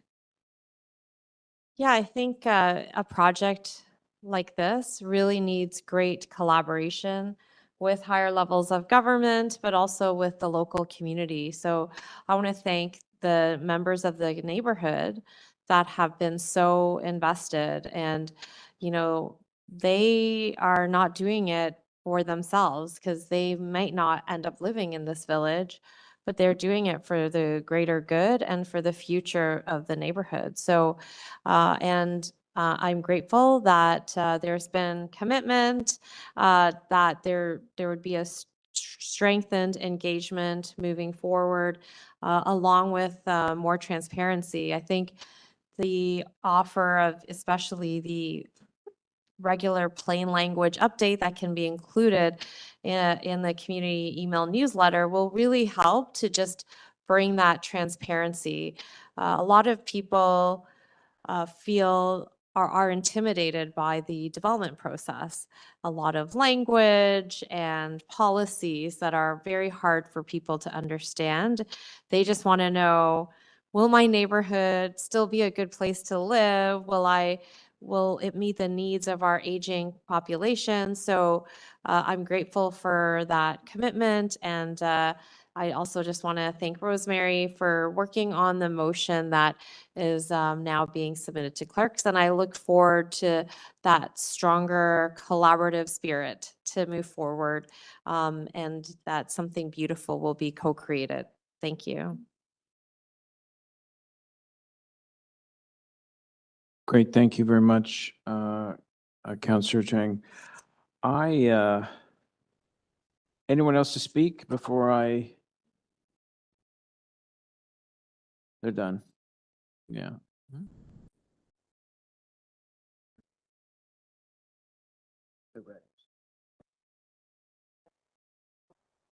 So I wasn't sure exactly what to do with this item, because I know there are members of the community who are ambivalent, and I thank you very much for coming out today. And I know we've known each other at least since 2018, when I became your city councillor through the expansion of the ward to Jane Street. And this like most developments are not always easy, because there's always competing interests. But I sat down, I read the report very thoroughly, and that's what prompted this 4-page letter, which you all have a copy of. And I asked myself, and I believe half of North York Community Council are seniors now, including myself. I'm not going to mention the others because they'll be upset that I'm revealing their age. Young at heart. And I asked myself, well, where would I want to live as a senior? And I went through this report. Now I have emotions here. I'm supposed to bring my motions out forward. I'm going to move the supplementary report, which goes on the screen. And of course, there's a series of motions that affirm a number of important factors going forward. One is to reaffirm City of Toronto and City Council's commitment to a seniors village with affordable housing, accessible public space, amenities where possible, location of services and agencies in non-residential space. City Council direct the city planner to work with the Downsview community to further refine the elements and characteristics of an emerging seniors village and community. City Council direct the city planner to work with local ward councillor and Canada Lands to add new impetus to the Downsview working groups, to intensify the engagement process in local residents in developing the William Baker Arbor lands. And City Council direct the city manager, Parks and Recreation, to expand the Community Advisory Committee to advance the building of the Downsview Community Center. I think there's one more.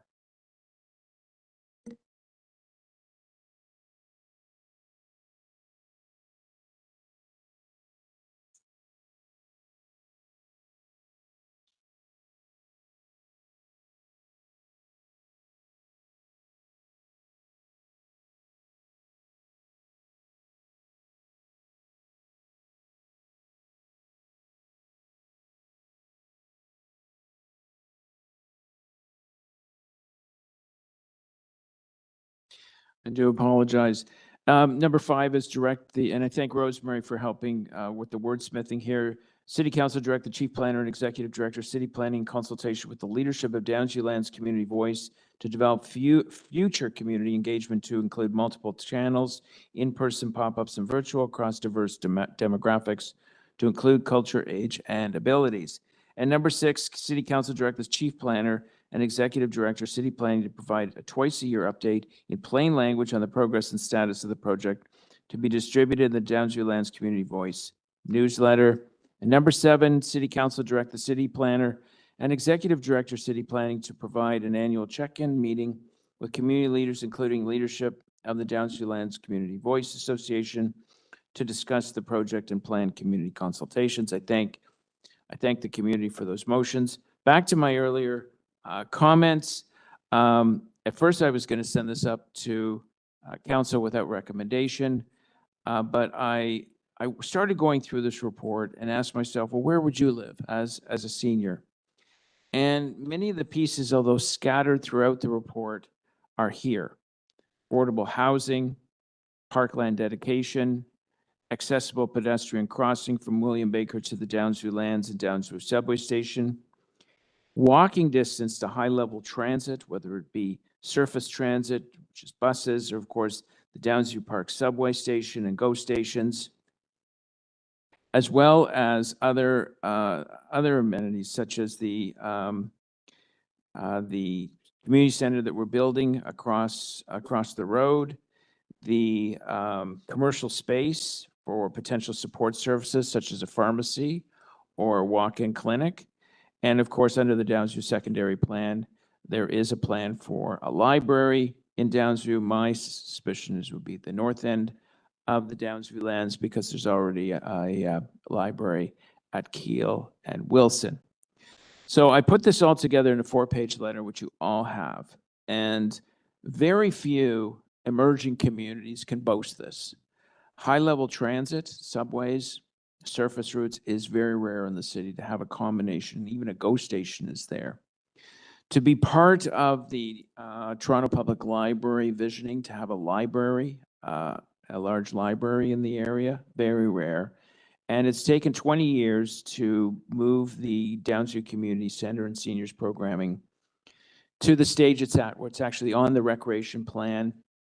And we've got a bit of a commitment from federal government for 20 million, provincial government, an application is in. It was the sole project by the City of Toronto. You could apply for this large fund provincially. It was the sole project decided by the City of Toronto to apply for this funding. Affordability, we all know that many seniors are on fixed incomes. Park dedication, that's going to be run out of the parks office. We're going to design parks that are seniors friendly, that have exercise courses that are easily accessible. And of course, the historic woodlot stays as is under other council directions. I've been in there many times. It is a fantastic place for a walk in the woods. So with that, what I would suggest to the community, there's a few weeks between now and City Council. If there's anything we missed, if anything you'd like to firm up, any questions you've had, it gives us a few weeks to do any refining. But of course, my main point is the work is just beginning, and that we're going to build a community that's intergenerational, that's seniors, that's open for all. I know a bad application when I see it, and I think this has great potential as long as all the parties are involved to be a wonderful community in the future, to serve people we don't even know who's going to live there, to serve people we haven't even met, and also to serve people in the established neighborhoods in Downsview should they want to live in a seniors community. So with that, I'm going to move these motions. I want to once again thank all the people for coming down. Please stay in touch in the next few weeks. If there's something you see lacking, any holes we have to fill, any motions we have to add, please let us know, even if you'd like another meeting. I realize perfection is very hard to get when it comes to property development applications, but I think all the ingredients are here for this to be a wonderful community, to be a safe community, for the people who are living there and the people who want to move there in the future. Questions of the mover? Questions of the mover, I Council? almost hate to ask questions of the mover because you did such a good wrap up there. No, Mr. Chair, I just wanted I just wanted to be clear about what we're doing here today. Because there is that clause near the top to work with the community to further refine the elements and characteristics of an emerging seniors village community. That's for the next steps. You still want us to adopt the guidelines thus far that we have before us now. Am I right about that? That's correct. Yes, let's lock in. We have millions of dollars of Section 37 that we need. Right. We need desperately to build our community center to do the design work. This is all to improve the process. Yes, Go forward. This is mostly what you're looking at is transparency, process, because I think some of the concerns of the community was that we weren't as transparent or open. Right. I would agree with a comment made that we've gone on nature walks, we've had town halls, we've had working group meetings.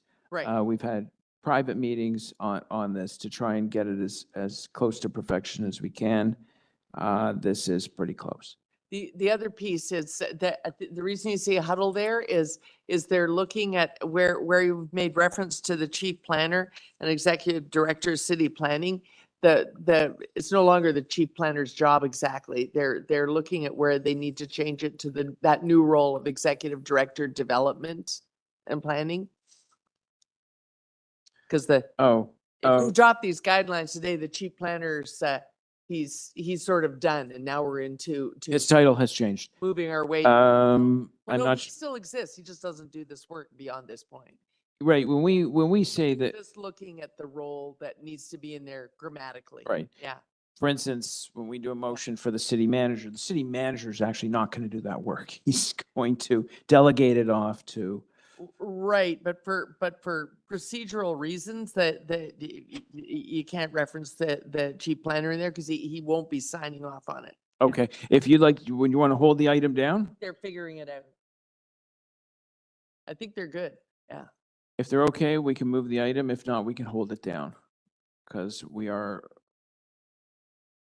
running late. David, did you want to say something?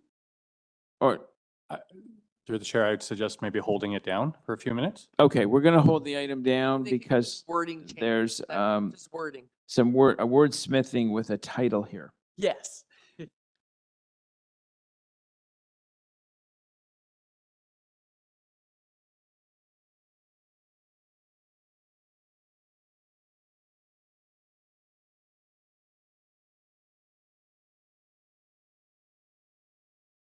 Okay, we're going to quickly move to, we'll be coming back to the William Baker Arbo application in a few minutes. We're now moving on to 24.4, 221 to 237 Finch Avenue West and 43 Finchurst Drive Official Plan Amendment, zoning bylaw amendment. We have speakers. Ann Hoffland.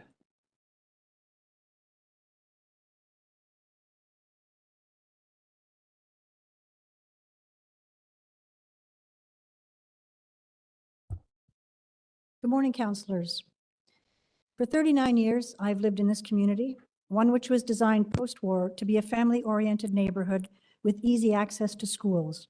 Its appeal has always been its quiet streets, large lots, green spaces, and mature tree canopy. But this development at Finch and Finchurst Drive threatens to materially impact the livability of this neighborhood by drastically changing the density and towering over our homes without any improvements to a local infrastructure which is already strained to capacity. The developer plans to take space occupied by 9 single-family dwellings and convert it to 519 units, with barely enough green space around it to plant a row of trees along Finch Avenue and no grocery store for its residents within walking distance. I understand that Toronto has a housing crisis, that families need places to live, and if this particular development would help solve the problem in a way which provided livable housing, I would be more supportive. But Toronto does not need more condos. The problem is that there has been rampant speculation in the condo market, that 1/3 of Toronto condos are owned by investors and not by residents, and that these buildings were built with investors and profit in mind, not actual residents of the city. No one wants to buy these units because they have an average floor plan size of 600 square feet and are being referred to as shoeboxes in the sky. As we speak, according to the Toronto Real Estate Board, there are 7,000 units on the market, and estimates that there may be as many as 65,000 condos currently sitting vacant in Toronto. The development proposed here today simply offers more of the same. This developer says that his units are family-sized in order to get CMHC funding, but even the 2 and 3 bedroom units are less than 900 square feet. This is not a livable space for a family. In this case, I see the only motivation as maximum footprint, maximum height, and maximum density for maximum profit. The City of Toronto's Housing Action Plan states, and I quote, "It is the policy of the City of Toronto that fair access to a full range of housing is fundamental to strengthening Toronto's economy, its environmental efforts, and the health and social well-being of its residents," unquote. With thousands of condos already sitting vacant and on the market in Toronto, surely Council must concede that another condo development with shoebox-sized units does not address this policy, nor the housing crisis, and will certainly not contribute to the health and social well-being of any of the neighborhood's residents. Additionally, one of the premises of the Housing Action Plan was that development be supported by quality public transit, but there are no plans for an increase in public transit to accommodate the influx of thousands of residents with the proposed developments already in the works on Finch between Yonge and Bathurst. Of primary concern also is the increase in traffic caused by the 322 cars from this development, which will be driving through the neighborhood from Finchurst Drive. There are no sidewalks on Finchurst, and this building will be located only a couple of hundred meters from Yorkview Elementary School access and drop-off point, posing a clear danger to children in the community. As for increased traffic in the larger community, as far back as 2009, the Traffic Division of Toronto Police deemed Bathurst and Finch to be the most dangerous intersection in Toronto for both pedestrians and motorists, and Yonge Finch the 5th most dangerous. Since then, density has only increased and no changes have been made to either of those intersections. Toronto may have a housing crisis, but it also is facing a traffic crisis, which will only be exacerbated by rampant development. So to the members of City Council, I understand that you have only 2 options here, to approve the project as presented or to turn it down. We are looking for a 3rd option, a compromise with the developer to make the units larger so they are indeed livable spaces for families and not more shoeboxes in the sky, to cap the building at 6 stories and leave some green space around it, which I think most of the members of this community could live with under the circumstances. If the developer continues to simply point out that he complies with all of the city requirements and is not willing to compromise, then I would urge you as representatives of our community to decline the project and allow us to continue our fight at the provincial level. Furthermore, regardless of your decision regarding this development, we would strongly urge Council as advocates on our behalf to push with great urgency for a secondary plan for this area, which has been neglected for a decade.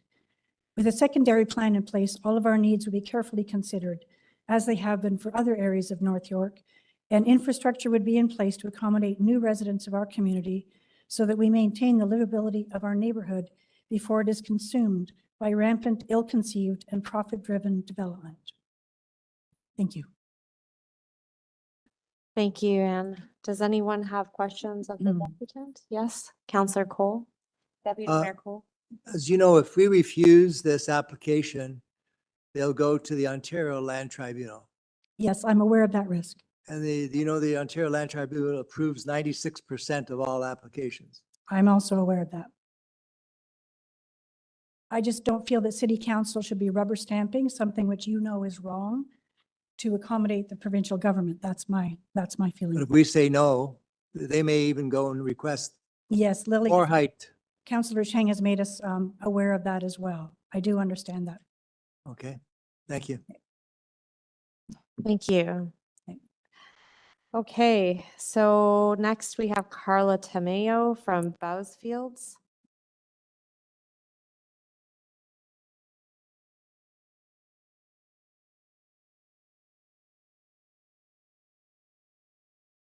Good morning, Community Council staff and members of the public. My name is Carla Tamayo. I'm a planner with Bousfields and here on behalf of the applicant and owner. We've reviewed the staff report and we agree with staff's conclusions that the development is appropriate and desirable from planning and urban design perspective and that it represents good planning.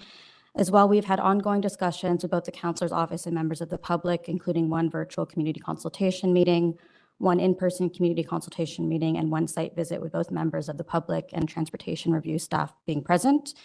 And those discussions have led to what the councilor will be putting forward as a motion, and we are amenable to the contents of that motion.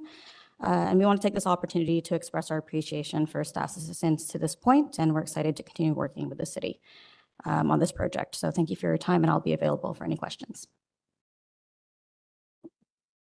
Councillor Carroll?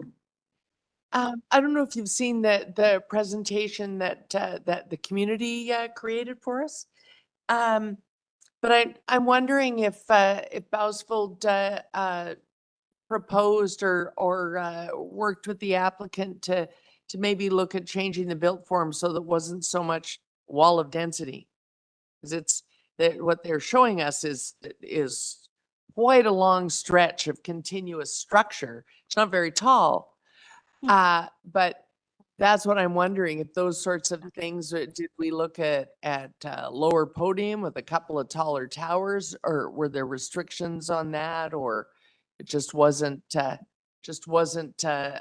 the applicant's liking? Yes, so we've not seen this presentation yet, so this is the first time I'm seeing this. But after the first community consultation meeting that was done virtually, we did come back and along with comments received from urban design staff, come back with a revised built form and massing. And this particularly included revisions to the rear transition to the neighborhoods and to the homes along Bebdale at the rear. I'm sorry, it prohibited that?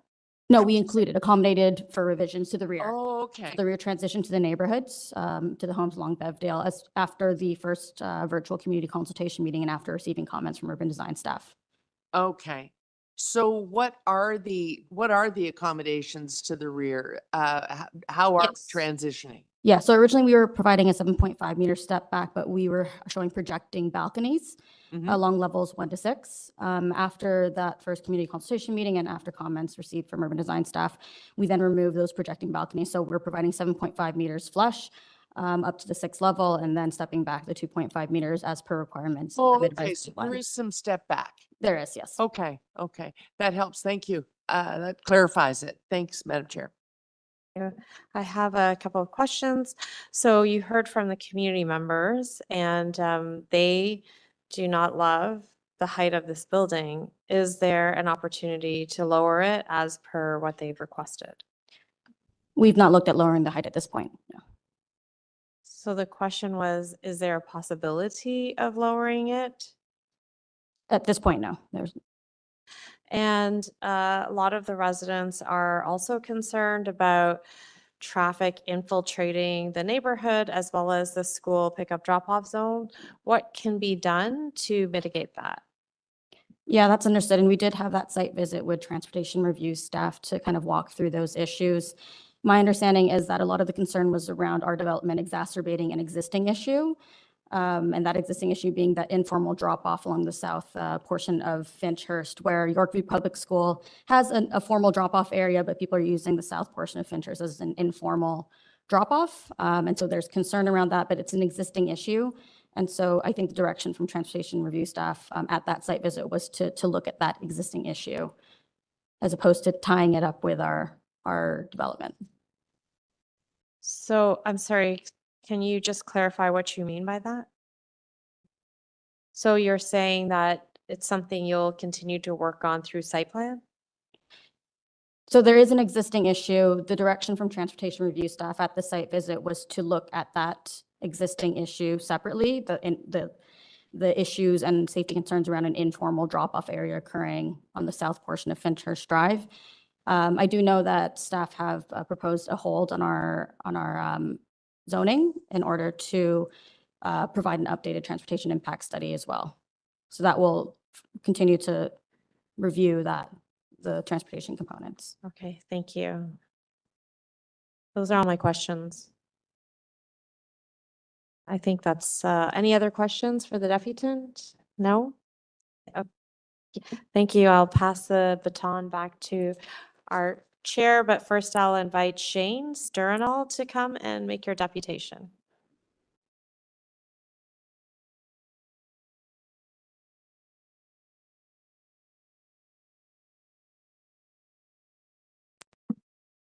Shane? Yes, hi. Thank you for joining us. You have 5 minutes.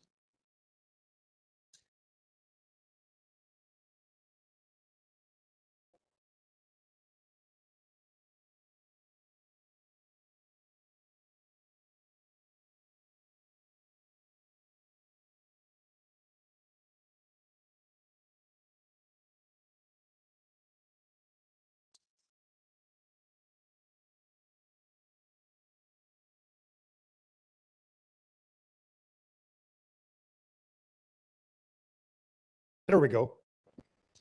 Okay. Usually people don't want to hear from me. Taking a closer look at this particular application, we understand as a community, and thank you, Councillor Cole, for drawing attention to the 96%. The province has stripped away basically all the protections and safeguards that communities, the city, and this council has to protect the communities that elected you. Ultimate decisions, Ontario Land Tribunal, we understand that. So it's almost like development interests are treating this process as just that stepping stone to get to the OLT. And that's unfortunate. There seems to be a real disconnect that we're seeing very clearly between getting the housing in place and the ability for communities to sustain it. And that seems to be a big problem. And what we're seeing instead is all this density coming onto properties, land speculation going rampant, and it does nothing to actually stimulate the building of new housing. All it does is put money in people's pockets. Second slide, please. We've had 2 consultations as suggested. One was on the 24th. We were presented an application for 503 units. On May 8th, we were shown 578 units. So they jumped 75 units from the time we went from the first consultation to the second. Increase in parking. The first floor went from 6 meters in height to 7.5 meters. The top of the 11th floor went from 36 meters to 38. Grade stayed the same. The mechanical penthouse takes the overall height of the building up to 43 meters. So it exceeds your 1-to-1 ratio. And this occurs in the community. It's a 13-story building, not 11. If you're living there, it's a much bigger building. Now, in terms of impacts and consequences, doing the math using City of Toronto numbers, this site alone would generate in the order of some 1,700 people. The main floor is now partly amenity with a 7.5 meter height plus a mezzanine. Now that's an important thing to keep an eye on. That mezzanine and adjustment to the 7.5 meter height could very easily create another floor of units on this building through committee of adjustment and the site plan process. Design does not provide adequate open space and planting areas. We see that there's some planting at the back of the building, but there's no, that's only at surface. It should be a vertical plane. We'll get to that in a minute. In this 1 kilometer strip, we believe that being overbuilt will make this an unsustainable community. Could I go to the photo, please? Okay, so here's a typical example of one of the backyards that we're looking at here. And that's today. Go ahead. That's what this does to a backyard. In fact, you're closer to the homes on Bevedale with this building than you are to the buildings across the street, 36 meters plus the setback on the north side of Finch. So it's a pretty big hit for people in the community. Now across the segment study, thank you, Buzzfields, for that segment study. We should thank the developer for giving us that. It was a nice wake-up call to the misery that awaits us. There are 23 additional soft sites in this 1 kilometer stretch, 5,670 units, 3,600 parking spaces, 17,000 people could be accommodated in these units. There is no space in the local schools. A limited provision for bus movements for students. If I'm the transportation guys, I'm worried about this one. Gridlocked by school bus. Can you imagine that becoming a term that we have to live with in the future? When you've got 17,000 people, you're looking at somewhere between 6,000 and 7,000 potential students. How many people fit on a school bus and how far are you taking them? If you look at the actual site plan for this development, there is not provision at the back there for turning a bus around. You're backing buses out of the drop-off center at the back. The infrastructure is simply not there to facilitate the type of growth this represents. Go ahead. So if you look at this particular slide, you can see that it is just a wall of buildings that are being proposed here in the segment study. This is the first of many. I'd be very— You have to, you're a little over 5 minutes if you could wrap up. What's that? Oh, am I over? Oh, okay. Let me be quick. Then the last piece, you have the ability to refuse the application based on the fact that they have failed to meet your guidelines. Maybe that isn't the best answer. We have put together a series of potential requirements. Shift the upper floors towards Finch Avenue so as to reduce the impact and overview. Garbage pickup areas, drop off, anything like that. Have that enclosed into the backyards. South facing balconies could be solariums instead so that we don't have people, as you've seen from the images. Traffic control measures at Finchurst. I'm sure your traffic guys are also looking at a cul-de-sac there as an option. Low reflective glazing, we'd really like to see so that we don't have this heat well dropping in on top of us. I think, All right. I Okay. think I better stop there. My generosity only has so many limits there, but thank you for your comments. Any questions for the deputant? No questions for the deputant? Oh, yes, Councillor Cheng. Yes, I'll ask a question of the deputant. Sorry, Shane, I'm gonna ask you a question. Yeah. So you have in your notes here that the application does not meet emerging city guidelines. However, city staff have recommended approval. So it has met their guidelines in order to be able to be subject to approval. So I'm just wondering on which part of the guidelines are you referring to? Okay, the 1-to-1 ratio, which is 36 meters in width, creates 36 meters in height.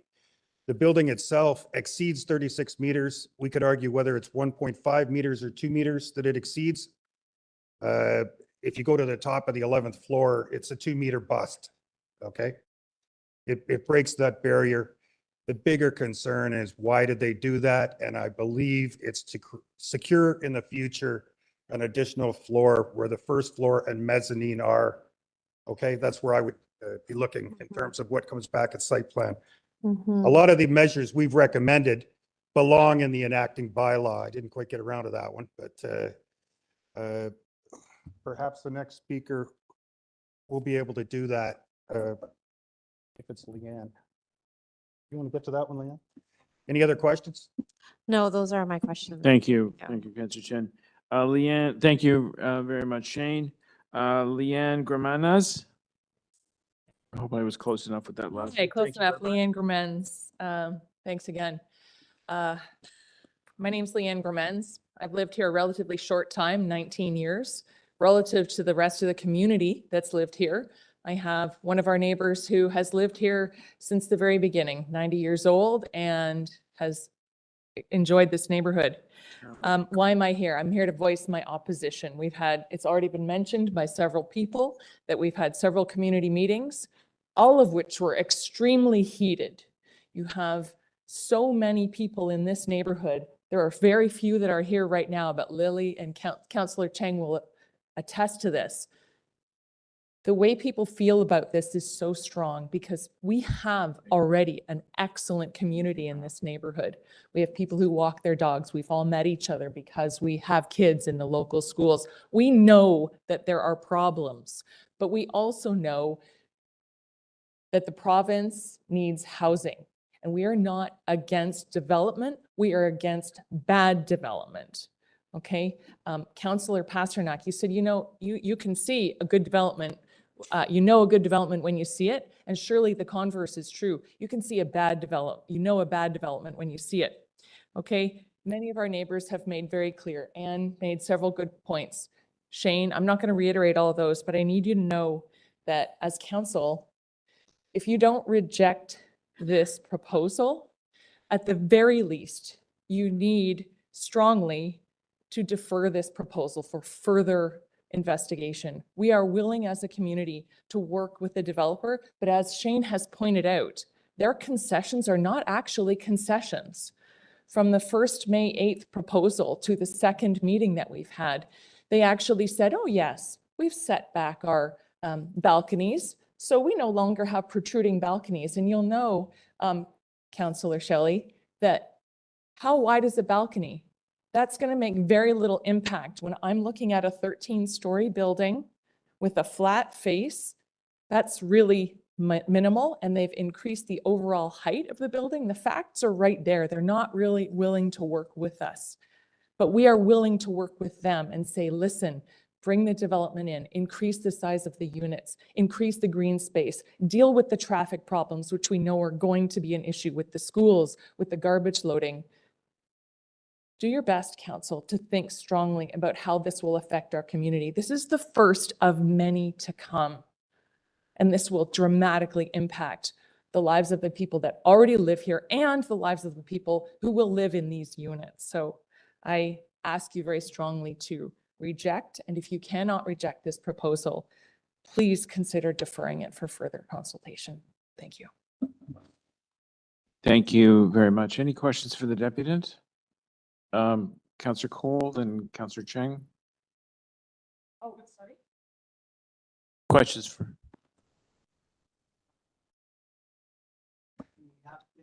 Is your mic on? Mike? Mike, thank you. Do you know if we For your defer it, the applicant can go to the Ontario Land Tribunal? As Shane has pointed out, we realize that the province has taken away most of the power of the city in these things, but we have to fight for what we believe in. So if that's what's going to happen, that's what will happen. But we believe strongly enough that this is an unreasonable proposal. Yeah, but if it leaves our hands, it goes to the tribunal right away. Yes. And as Anne also stated, this is worth fighting for. And if we have to fight at the land tribunal, we will. We would like to see. You realize that you can't fight at the tribunal? We would like to see council defer this with further community consultation, ideally. But do you realize you have no role to play at the tribunal? You've been, that right has been taken away from you. We all realize that our hands are tied, but if we don't try and we don't ask our councillors who've been elected by us to do something about it, then we might as well just lay down and die. But again, do you realize that? I don't want to go to land tribunal. I want the developer to listen to the residents and make some agreeable, reasonable changes to what they're proposing. I'm not saying go away. I'm saying listen to what your people who you're putting this building in their community are asking you to do, and they are not listening. Have you met with your local MPP who voted for the changes to planning? Yeah, that's an excellent suggestion, which we are trying to arrange. You have not met with him? No, sadly. Have you asked to meet with him? Yes. Okay, thank you. Councillor Cole, you could write a letter of introduction if you think that'll help. Councillor Cheng. That would be great. Thank you, Leanne, for making a deputation. I wanted to ask you, if we defer, it's an automatic baton, and you would like a window. So there is a choice that here, were you aware that we could also move this without recommendation, which buys us a window between now and council? Like, this still has to come through this cycle of meetings. So council is in the third week of June. So that's a 2-week window that could provide further conversation. Did you know that that is an option? It's good to know. Yeah. We'll take any options Yeah. that we can get. And what are the concessions that you would like to see from the developer? Because we heard just now, they're not likely, especially given that staff have approved the height that is on the table, and that is a mathematical and financial calculation. So given that the height is likely very difficult to change, and certainly, these future requirements, a lot of them, we have been working on amendments, but what are some of the main things that you would like to see the applicant do to meet the needs of the community? Sure, maybe if I can get a little bit. Or it's actually. Give me a second, I can pull up. Mm-hmm. Is it the future requirements? Yes. So shifting the upper 6-story floor towards Finch by 3 meters. I guess we'd have to ask them if that's possible. I think the garbage pickup and loading is already internalized and not on the outside. So on the Yeah. future requirements, Councillor Yes. Chancey, some of the things that we thought right now, given the existing structure, were possible. Okay, so in other words, shift the upper 6 floors towards Finch Avenue. Like, we don't really have any opposition to, like, at one point, the developer proposed moving the development back off of Finch. Well, in fact, we're the ones behind it. We don't care how close you get to Finch. Go as close as you need to Finch. But give us give us some more space in the back. So shift the upper 6 floors towards Finch Avenue by 3 meters would be helpful. We're concerned about the garbage pickup at the back. So what they've proposed in the diagrams is that they're going to have literally a thoroughfare that will come, which will be essentially right beside the backyards on Bevdale. And what you'll hear is the backup of the trucks at God knows whatever hour that the garbage is being picked up. Not only that, the traffic, whether it's the closing and opening of the doors of the garage, we were asking for that to be underground. So there are things that can be done, and they would be expensive, but they can be underground. So that's point number 2. South-facing balconies above the 4th floor be enclosed in a solarium style effect, so that what we don't see over the years is all of the crap that people will eventually put on their balconies, looking right into our backyards. So again, traffic control measures. So all of these points are the things that we would, without me summarizing them, you can read them, that we would say, hey, can you do some of these things? Then we would be much happier with a lot of these recommendations. Okay. So those are the things. Thank you very much. Thank you. Thank you, Councillor Chang. Any other questions for the deputy? No? Okay, we're all good. I think we have Thank you. one more. Carolyn Baycroft? Thank you for joining us. Your 5 minutes. Thank you very much for this opportunity to speak to you. I've been patiently listening, and that's all I ask for the next 5 minutes, that I get some attention. I want to point out a hooray for Lily. She's already met with me and my fellow residents. I've lived in this area for 45 years, not quite 90 yet, but anyway, I'm working on it. I'd love to stay in this neighborhood. I love the idea of the senior residents. That would be nice if these buildings were going to be turned into something, but we don't have a secondary plan because our former councillor managed to let that lapse in 2015. That is why when this developer proposed a 4-story building on this property, it was turned down. Now they're back with a really 13-story building. We are quite aware that you all feel a bit impotent because you've lost your power, and I certainly empathize with you because I have the same feeling as a resident. I feel I've lost my power. I didn't plan to speak because I really feel it's kind of useless. I want you to stand up for us against the province, which seems to be acting a bit like a bully and taking away the people that live in the area and know us your ability to help us. But I've really signed up because we had a gentleman that was presenting a very good program, and unfortunately his time ran out. So I'd like to yield to Shane. Oh, by the way, Stan Chow, who is our provincial, I phoned him and asked for an appointment. I've written him an email and asked for an appointment. And so far, I have not received any appointment. I've just got an automatic reply that they get a lot of emails. Okay, so there you go. Would you like to take it over? Thank you. That was very kind. Thank you. Yeah, okay, you're done your deputation? No, I'll be glad to continue with it. Sure, hand me the paperwork. The, What do you, I got another 3 minutes here, right? Just, Okay. just to remind the. If you wanted me to really tell you how I feel, I'll be glad to. If you're going to be willing to pay me enough respect to listen to me, I'd be glad to do that as well. I'm not being hostile. I'm just trying to treat you the way I've seen you treat the first speaker from our group that spoke. One person left the room, the other two people were speaking about which I do not know. It's just 5 minutes. I'm just asking for your attention because you're really going to change my life after 45 years of living in the neighborhood. I know families would be great to get in there. Those properties have been sitting empty since before 2015.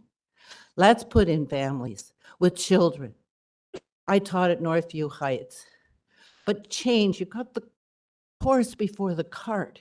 You have to change the infrastructure. Finch Avenue has not changed in 45 years. No extra lights, no extra, no bike paths, no LRT, no nothing. And now you're going to increase it. It's not if a child gets killed. It's when a child gets killed. Don't put that on yourself. Refuse this. Let the province be responsible. Now I'm ready for questions. Great, thank you. Any questions for the deputy? I'll just have one. Are you aware that MPPs just received a 35% salary increase? Yes, and there's another thing that I'm not happy camper about. Because at least, and I'm going to kudos again to Lily. She's doing everything she can, and I appreciate you all, especially the gentleman on the end. You realize your power has been taken away. But don't let these bullies push around so much. Stand up for us guys. We may not win, but we have our pride in the end. All right, thank you very much. Yes, ma'am? Good. That ends the deputation. Oh, this lady had a question. Oh, I'm sorry. Councillor Chernos-Lynn? So just to clarify, your position is refuse this application, go to the OLT. You may end up with worse built form, greater height, less parking, all these different things may get stripped away instead of the planning department trying to create a better built form. And then, but you will have, like, the province will be responsible. That's the committee, or that's the community's position. I've only come to that conclusion because of what you've just told me. I have no other choice. If the developer would work with us, if we had time to do something, if we had a secondary plan, we don't have any tools in our kit except knowing the right thing to do and standing behind our principles. And when a child gets killed or whatever happens, at least we can say, we showed up, we did our best. Yeah, it's on them. Okay, thank you. I'm ask a sorry. question. Can I ask a question? Yes, sir. I may have cut off Councillor Chernos-Lynn. Were you done with your questions?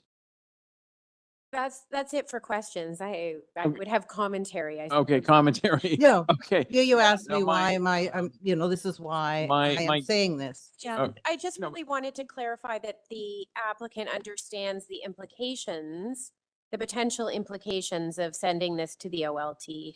Well, the applicant would understand. Whether the resident understands is another story. Sorry, the Yeah, the- community in terms of Right, if she's okay. represented. Oh, yes, Lily. All right. In Well, answer to that, you know, Lily we- did make it apparent that because we've already had one at Finch and Senlac, and it got turned down, and it was 11 stories, and it got approved by the government for 13 stories. Okay. So All right. No, we're thank aware you. of that, yes. Thank you very much. Okay. I have a question. Okay. Okay. Yeah. Councillor So Chang. two paths diverge, right? And so one path is refusal, and which comes with tremendous risk. The other option, in my mind, is to move without recommendation today. That gives us 2 more weeks to work on this list. It will not be a 1-for-1 match, I promise you that, but we can get some amendments. In fact, we have some already that we've worked on, but we can just go through them with you. And that is the second option, is to try to make it the best it can be without the risk of the OLT factor. So I'm just wondering, of those 2 paths, which one would you prefer? With consulting with the other people that are here, we feel the one where we take the time and hopefully be able to work something out. Okay, thank you. Thank you. Thank you, Councillor Chang. Questions of staff, Councillor Carroll. Thank you. Yes. Okay, so help me with this secondary plan issue. It's an old secondary plan. It's very Feldman-esque, but does it still act as your guideline? So through the chair, there is an existing secondary plan called the Central Finch Secondary Plan. It dates back to 1992. Yeah. And so I think this is part of the issue about outdated secondary plans and the need to either decide to repeal them or to update them in some cases, because since that time, we obviously have had lots of different provincial planning policy changes. We have new city direction. One, for example, this area of Finch is an avenue. And I think you probably know, this was already an existing avenue, I will say. But as you know, the direction from council is the avenues are to be looked at for greater intensification. And this is in line with that direction. And similarly, we have updated mid-rise guidelines that council has also endorsed as of December of 2024. So again, that changes some of the way we are dealing with some of these buildings these days in terms of the setbacks and how tall these buildings are to go. So we are responding to some of the council direction through this application. Similar to what happened on Sheppard, should you embark upon a review of this secondary plan, you're required to align it in as much as possible with the Provincial Planning Act. It has to align with their policy statement. That is correct. And I would say also align with obviously our own official plan, which is directing some further growth along the avenues, right? So. Right. And now to the rear yard, the south elevation of the building, where you have you've got no balconies until after the 6th floor, and the building seems to be carved in places. Was that part of the original application, or that's what we've done over the period of both the informal and formal time that you've spent with the applicant? Yeah, our urban design manager will take a crack at that. Yeah, the carving of the massing, that's sort of emerged over time? Yeah, through the chair, through the course of the application, a number of things changed, including changes to the rear setback area, landscaping, the balconies, which was discussed earlier, as well as breaking up of the massing as it relates to the street and setbacks and some other things. So it's gone through iterations of change from comments from city staff as well as the public. Okay. I'm a little jealous of the parking in this building. How come they get 327 parking spaces? I haven't seen that in a long time. Yeah, yeah. Is that sort of trying to adhere to the old secondary plan? That seems like old parking bylaw. 327. I want 327. So through the chair, I mean, I would think that that's probably a question for the applicant. Obviously, as you know, there are no minimum requirements these days. Yeah. So for resident parking, so this is something that the applicant has proposed. Right. So if I was to bring the applicant to the floor, they're probably trying to accommodate the community here. If we leave city negotiation and send them off to the province, is the cost of underground and the cost of creating those parking spots, is that something that then becomes up for negotiation? Or it just disappears in their submission to the OLT?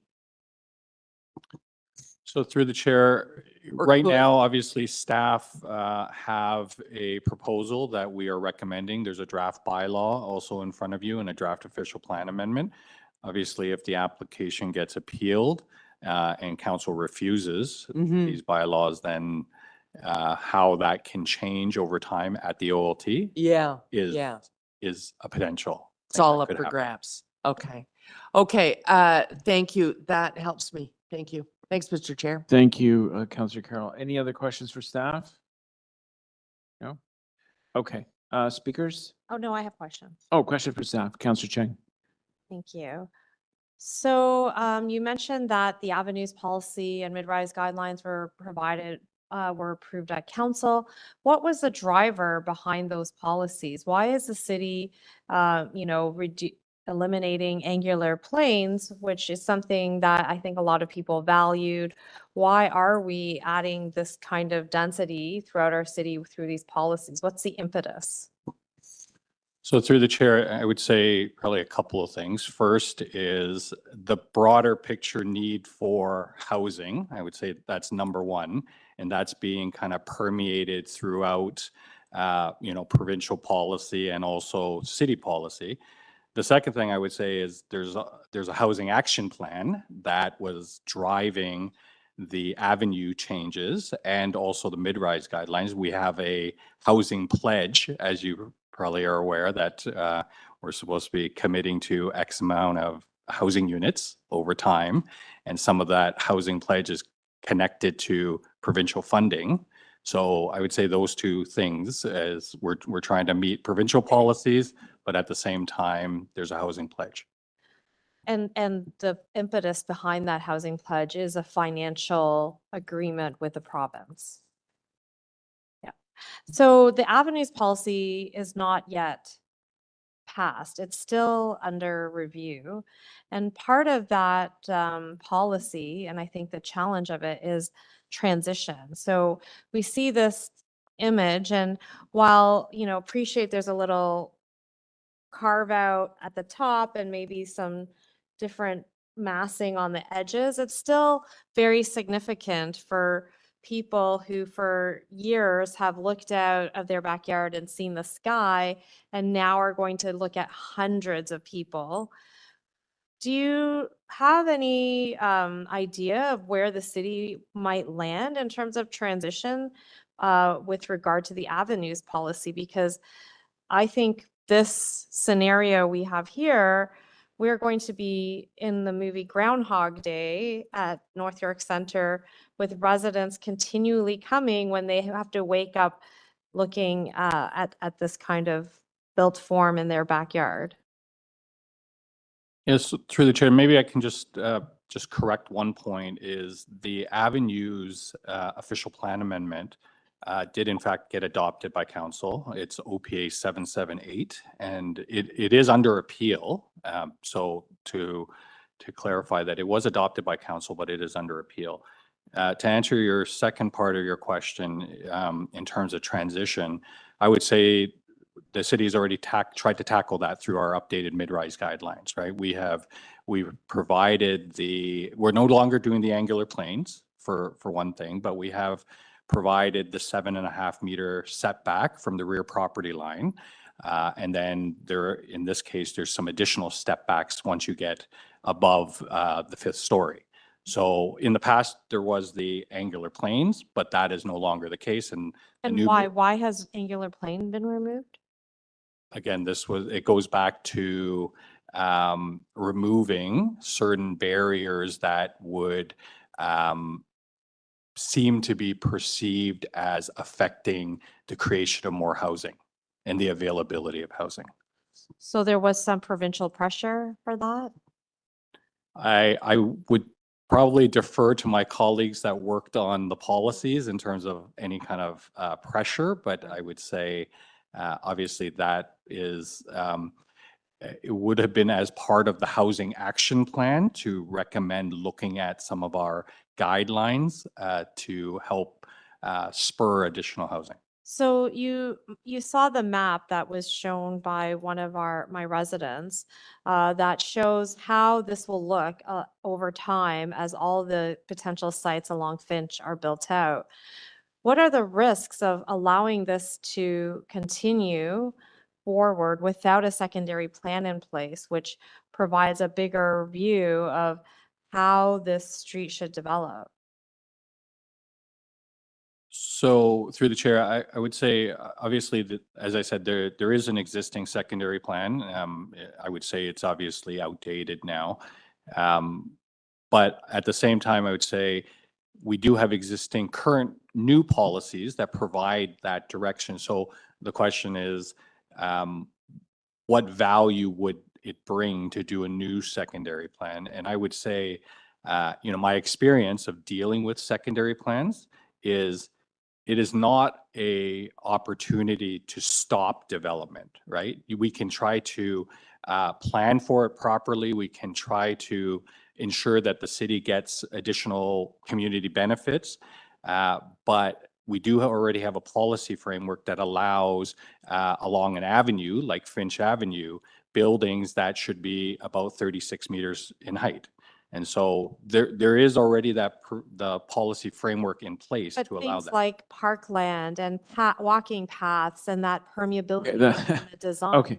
that will be missing as all these proposals come through. I think we're well over the 5 minutes. Councilor Yeah, Kang, and this is my last question. Thank you. I say Hope so. through the chair, there is some benefit in that way. And like, for example, in some areas, what we do instead of doing a secondary plan is we do a public realm plan. So we kind of envision what the public realm could be in the future, and also the mobility network that we try to plan for.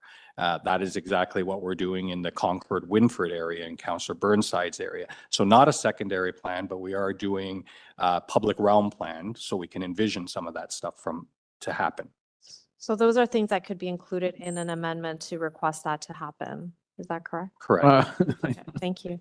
That was a bonus question at the end there. No, you're very, very welcome. We're going to deduct 3 questions from your next council meeting. My gosh.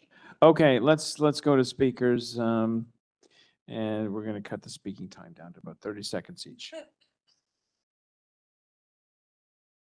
Councillor Cole to speak. Yeah, no, this is a familiar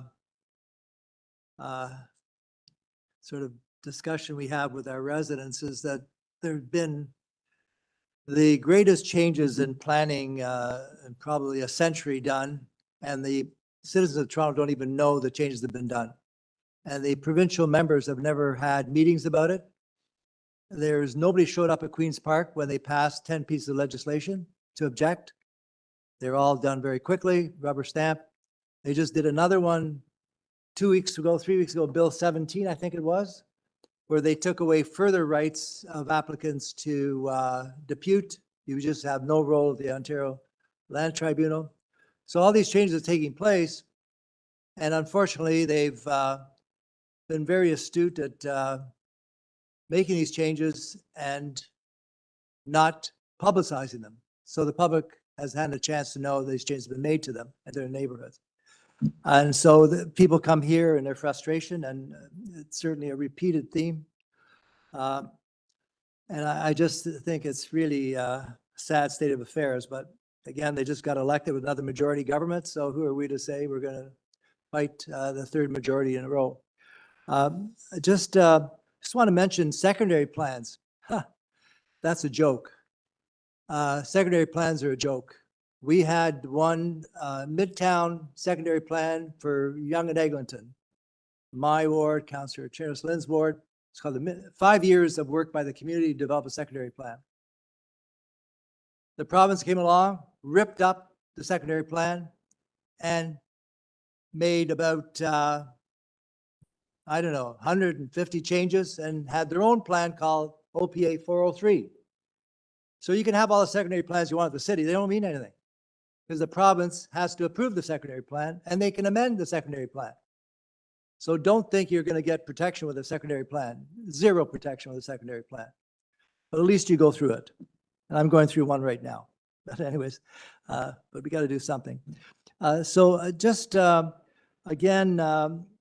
it's so true about infrastructure. There is no infrastructure for all this density.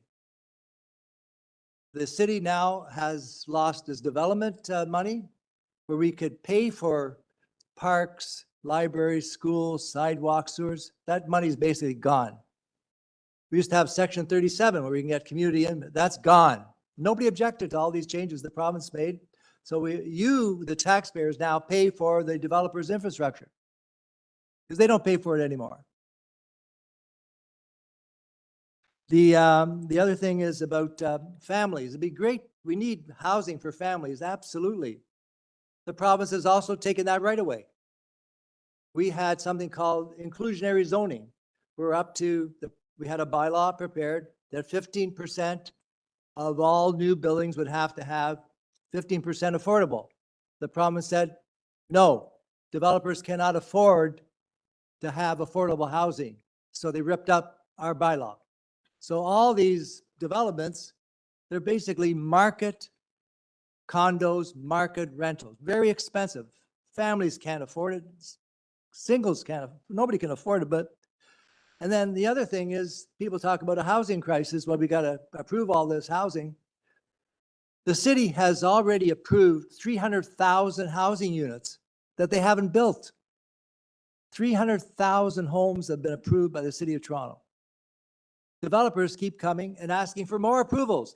Why don't you build the goddamn 300,000 you already got approved instead of asking for more? But you can't ask those questions because, you know, this is not the flavor of the month. Then we have targets.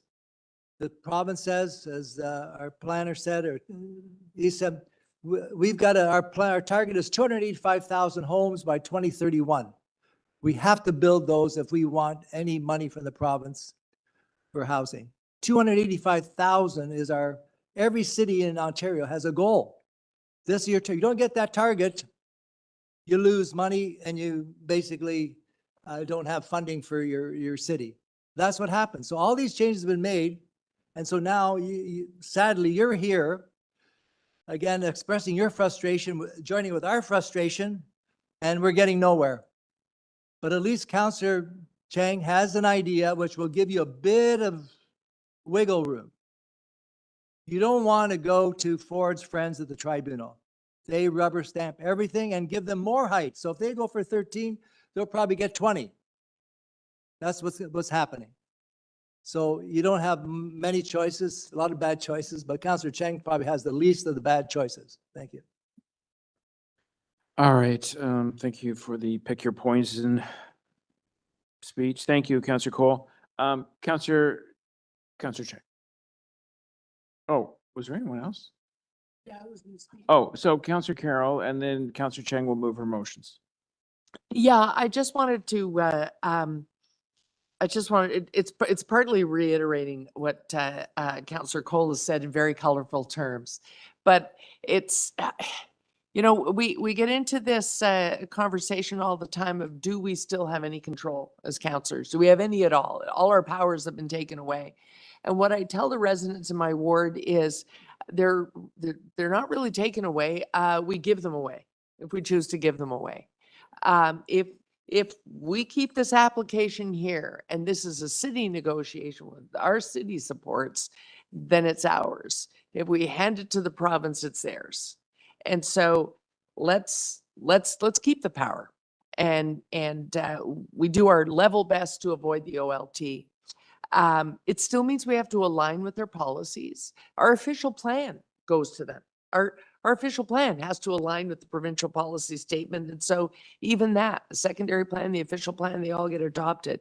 But you get to work within them. And so, you know, rather than say we don't want this building, what we say is, okay, we're getting this building. What are your deal breakers? That's the reality when the avenue is a subway avenue. But increasingly, we're now looking at all avenues this way. And I guess today, you know, this level of concern is kind of a shock to me because I've just spent a week in Vancouver. And I honestly have to say, I stood in the convention center looking across the harbor with the mayor of North Vancouver, which I know very well. I lived there as a child. And I said, I'm kind of surprised. I haven't been here for 5 years. And I thought I was going to see those towers going all the way from Lonsdale to Park Royal by now. And she said, no, there's lots of density over there. You just can't see it because we're doing our level best to avoid the 50-story buildings over there. Yeah, they've got those 50 and 60-story buildings out in Burnaby. We don't want to go that way. So we've gone gentle. We're down to 11s and 12s. And behind the 11s and 12s in the neighborhoods, easy to buy a couple of fixer-uppers and build 2 sixplexes. We find we can accommodate the parking of that type of built form, and it's more pleasant to live in. And so we find ourselves talking to community that seem to have better neighbors. It's just a way that you don't have to feel like you're accountable to a neighborhood when you live on the 50th floor and your neighborhood are just ants. 10th and 11th floor, they still look like people when I'm standing on my balcony. And I actually do have to feel accountable to my neighborhood. And so they went from here along Lonsdale and they went down to this. And she literally described what you're looking at, 11s and 12s. Those are the numbers she said. And so I got my sister-in-law to drive me over there. I stayed for the weekend after the work to stay with relatives. And we drove over there and drove around it. And she said, I don't know why we're driving all the way over here. We're just going to get stuck on the bridge on the way home. I can take you all over East Van and you'll see it. I can take you out to Richmond and you'll see it. It's what we're doing everywhere. And it's why you're actually not looking at a lot of 60-story buildings anymore. They have the big proposal along Broadway, and they have the nuttiness that is going on in Burnaby, and the rest of it. They're getting to take a breath from the 2000s to the 2020s, and they're building this built form and lower in the main. What happens when you start to do that is all these developers start to look at, well, if that's the building model that gets through faster and I can build it faster, then I maybe still turn a profit versus arguing for 8 years to get the 60-story building.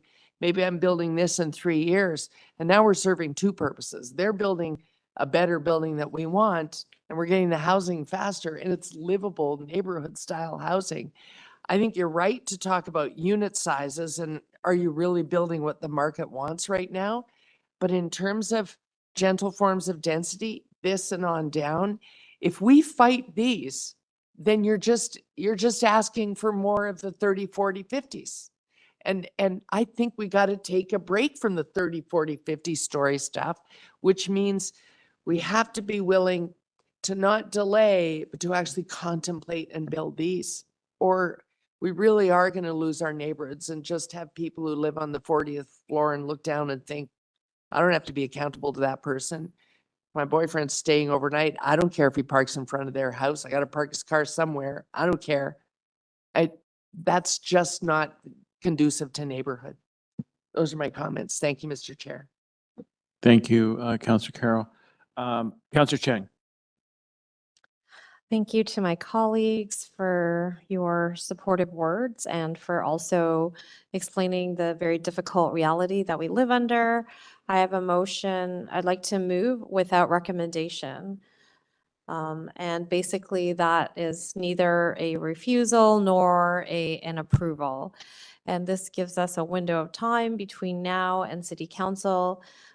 We will meet and go through the requests that you have, and with the realistic expectation that it won't be able to achieve everything that you want, but we will try to get what we can. And so there's a lot of challenges. Our city is growing faster. Our policies are changing with the provincial policies. But what is disappearing rapidly is funding for community amenities. And so we lost Section 37. We have reduced parkland dedication. And sometimes when we get all these applications coming here, I start to feel like our future is dystopian because I don't know how we build the wonderful community that we have right now with Edithville Community Center, Mitchell Field. These are really heartbeats to our neighborhood. But as we add people, these community centers will not be able to meet the demand that we're adding. And, you know, currently working through a process to secure some kind of community benefit and amenity within a 4-tower proposal, but realizing that the amount of community benefit money generated or calculated value versus what it costs to build out a community facility. So in the past, you could negotiate a community center through a development. These can cost up to $50-60 million to build. Now, $4 million is the number I've been told for a 4-tower project. And, you know, we have actually already reduced development charges, constantly being asked to reduce more by the province. Province promised us to make us whole for the loss of some of those development charges. That has not happened, and nor has there ever been even the remote discussion about the loss of Section 37 and how that gets made whole. How do we build a livable city? And I think Toronto really gets shortchanged because we are competing with other cities, and it's you know, every ward in our city is a city. And so when there's programs for funding for a community center, for example, smaller cities get that funding. And when the city of Toronto tries to access that funding, we might only get one project funded for our 25 cities. So I wonder, how is it that we have a premier who was a city councillor, who should understand the challenges of how our city is funded and how we can build an excellent, livable future without those amenities. So, you know, this is an election issue, and unfortunately we already passed the most recent an election very recently, so it's another 4 years, but we really need to amplify. And the problem is that planning policies are complex. They're not the kind where you could just say something simple like axe the tax. Everyone can latch on to that. How do you make a slogan, you know, bring back a livable future for our residents? It's not as sexy a slogan. So, but it really is a very important issue. And you know, I have to keep my hope alive to do this job, but it is so frustrating, I think, for my colleagues and myself and I really appreciate, you know, one of the deputations said that we've been made impotent in the process. And it's a terrible word, but it is true, and it's really frustrating. And so, but my commitment to my community is always to amplify your voices. So I will do so with the developer as well as with the province, and we have to work together on that amplification. Thank you. Thank you, Councillor Chang. Right on time. It was not, you was the verge of a standing ovation, but it was pretty good.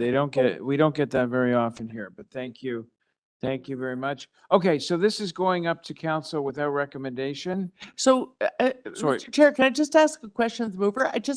You put without recommendation, but there's nothing in there requiring the developer to meet with you to hear what is discussed. Did you want to, and that the developer meet with the applicant, or that the applicant meet with the?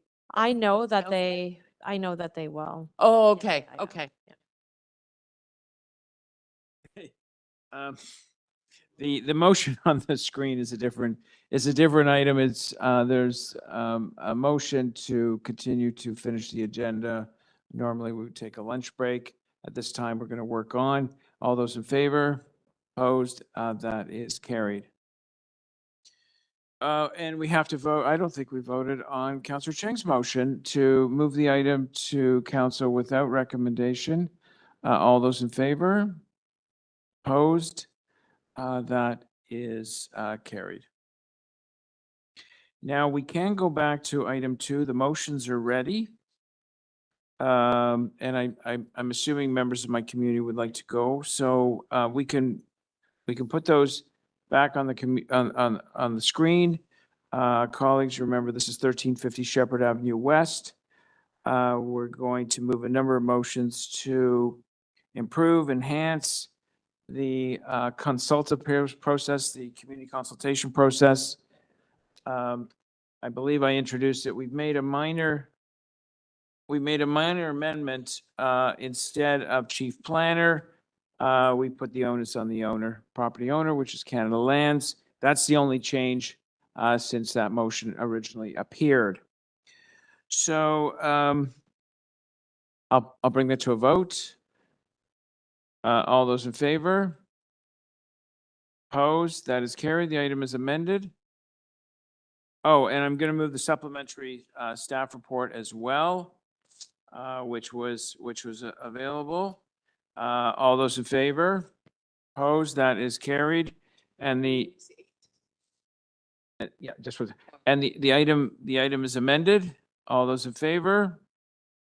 Opposed? No. So, members of the Downsview community, thank you very much for coming. We've incorporated all of your ideas into a series of motions. If there's any gaps that you think we could fill, we've got a month before council. Please call my office. We'll set up a meeting. We'll get that done. We want to make this as the best application possible. So once again, thanks so much for coming down and sharing your remarks, and of course, all your hard work on this application. We're determined to get it right. You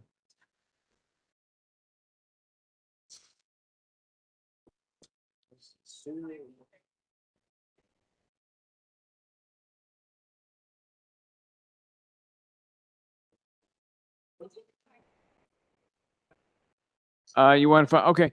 Okay, so there's been a request for a 5-minute recess.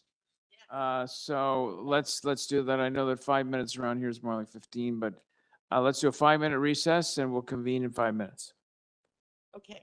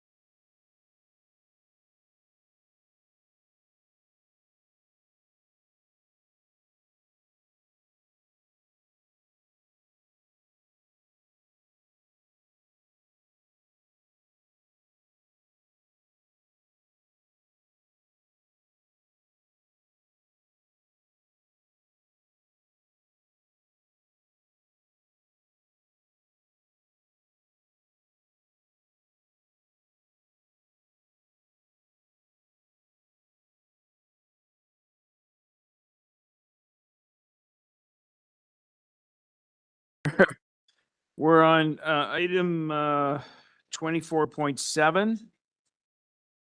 We have one speaker, Sula Kogan.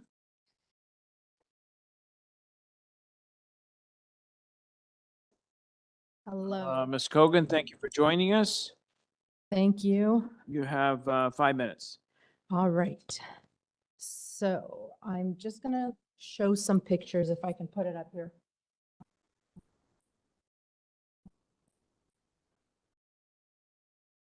Okay. All right. Hello, members. I'm here to speak on the exemption request for the rear yard fence at 78 Burncrest Drive. I trust the application with the pictures submitted has been reviewed and you have them for reference today. If not, I'd like to show a few. 78 Burncrest Drive is a corner property that backs onto the 4-lane road being Wilson Avenue, which is adjacent to the 401 and is the corner to Allard Avenue. The corner is very busy as it has a lot of backup traffic in the morning and the evening to cut through into the area from and to Wilson and the 401. There's also a TTC bus stop adjacent, which TTC bus runs 7 days a week and all night. And at the rear of the property, no more than 2 feet away from the property line, there's a donation box, which is approximately 7 feet tall. And I'll sort of just show.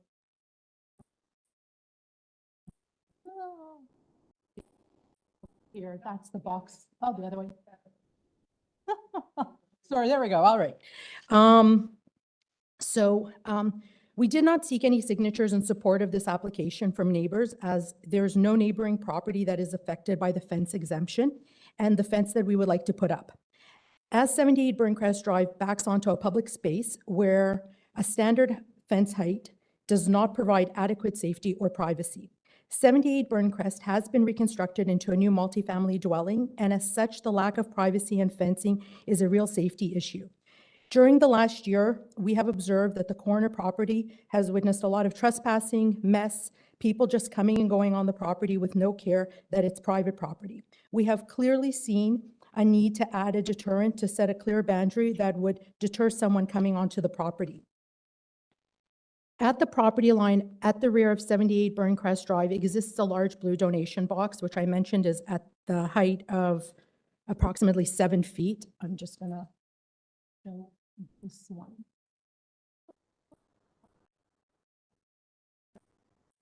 If you can see, oh, I'm so sorry. Okay, I'll get this right. Here we go. There we go. And anyone can climb this box and at a regular height fence, just jump into the backyard at 78 Burncrest Drive. And this scenario, we feel greatly increases the likelihood of break-ins and trespassing onto the property. This area is known for high volume of break-ins due to the proximity of the 401 being so close. Other pictures I have submitted show the constant mess at the back of the property and around the donation box. For us, this has become a public safety issue and an issue for the family home. This constant mess encourages people to stop and drop garbage randomly at the rear of the property, including this morning, I can show a picture. There's like a bunch of furniture garbage there and has nothing to do with the drop box or people donating.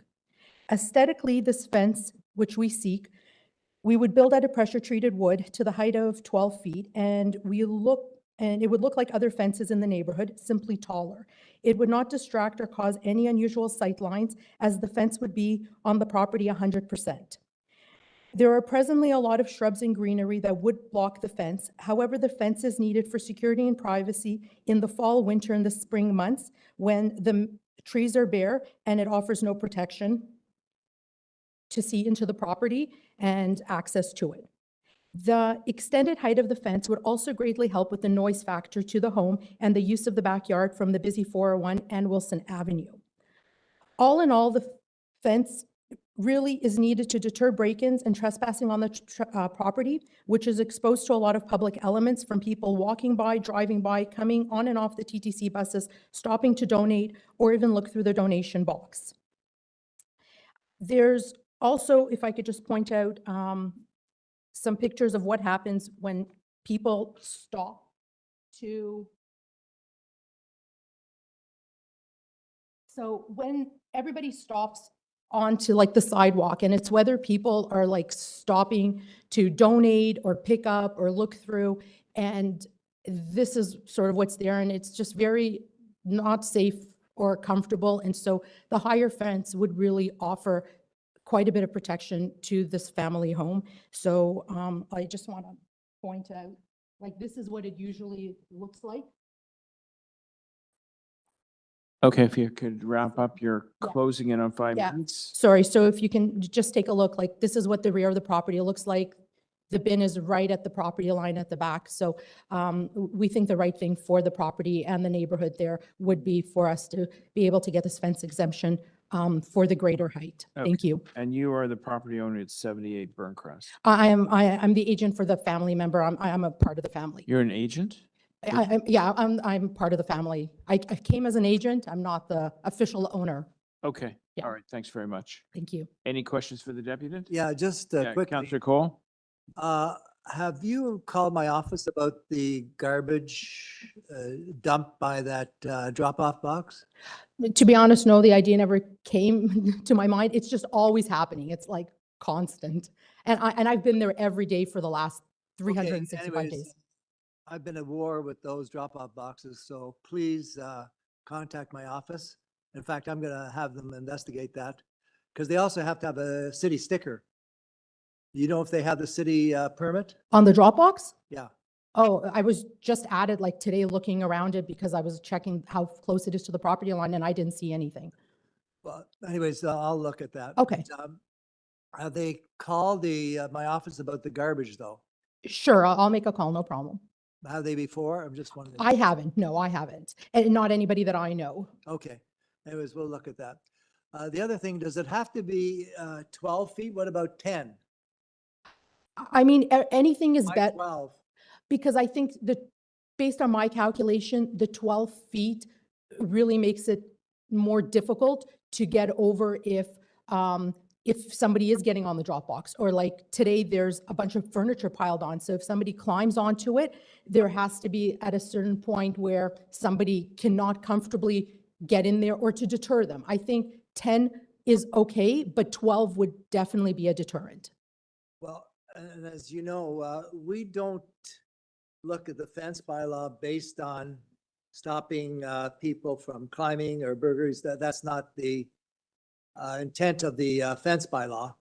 It's just a matter of safety. It's a matter of, obviously compliance to a neighborhood look. And so there's other reasons, but those other issues are important about safety. I can imagine that, and sightlines. So it's just a matter of the perspective of our fence bylaws, not directly related to safety issues. Yeah. And are there any other fences along that road that are near that height? So yes, because further down from this area are the short buildings on Wilson, which are about 4 or 5 stories high, and the Burncrest properties that back onto them. From what I can see, there are a few that have quite tall fencing, obviously because they don't want apartment buildings going into their backyards. Whether or not they receive exemptions from the bylaw for fencing, I don't know. No, I'm not aware of that, but There are some that definitely are taller than the standard, sort of 7-8 foot tall. I can imagine why. Okay, thank you. Thank you. Thank you, Councillor Cole. Any other questions for the deputant? Okay, questions for staff? All right, Councillor Carroll? Hello. Oh, great. More good answers, I'm sure. This doesn't look like a great place for a drop box. Do we know whether or not it's in a legal location? Is it permitted in that location? So through you, Chair, upon receiving the photos from the deputant, we did have files created, and the waste and the clothing drop box are both being looked into. There's investigations on both. So if it turns out they have no permit, then they will well be asked to remove it. Correct. Yeah, because it seems like it's sort of inviting illegal dumping to put it there where there isn't, a business on the property that's going to say, get rid of that garbage or anything. It's just going to become an illegal dumping ground. Yeah. Okay. That answers my question. Do we know the ownership of this? Because it's an undevelopable parcel there. Is that do we know if that's city property or not? So that is actually privately owned. To the homeowner, it would look like they back onto Wilson. But because that portion of the building, like the building's set down a bit way, it's like almost pie shaped or triangular shaped. So 78 Oh, it's part Burncrest of that just backs apartment building onto their property. yard, if you will. Oh, okay. So they have a straight view to Wilson. Right, but it's actually part of that apartment building owner's. Yes, correct. Oh, I understand. I believe it's 225 Wilson Avenue. Yes. Yes, Yes. thank you. That's Okay, owned by the building. that's helpful. Thank you. Okay, those are my questions. Dan. Thank you, Councillor Carroll. Any other questions for the deputy, Councillor Chang? Just a question of how easy is it to ascertain if a clothing box is licensed? I mean, how, is there a database? Where do we find that out? There is a database. So yes, it's easy to obtain. Yeah.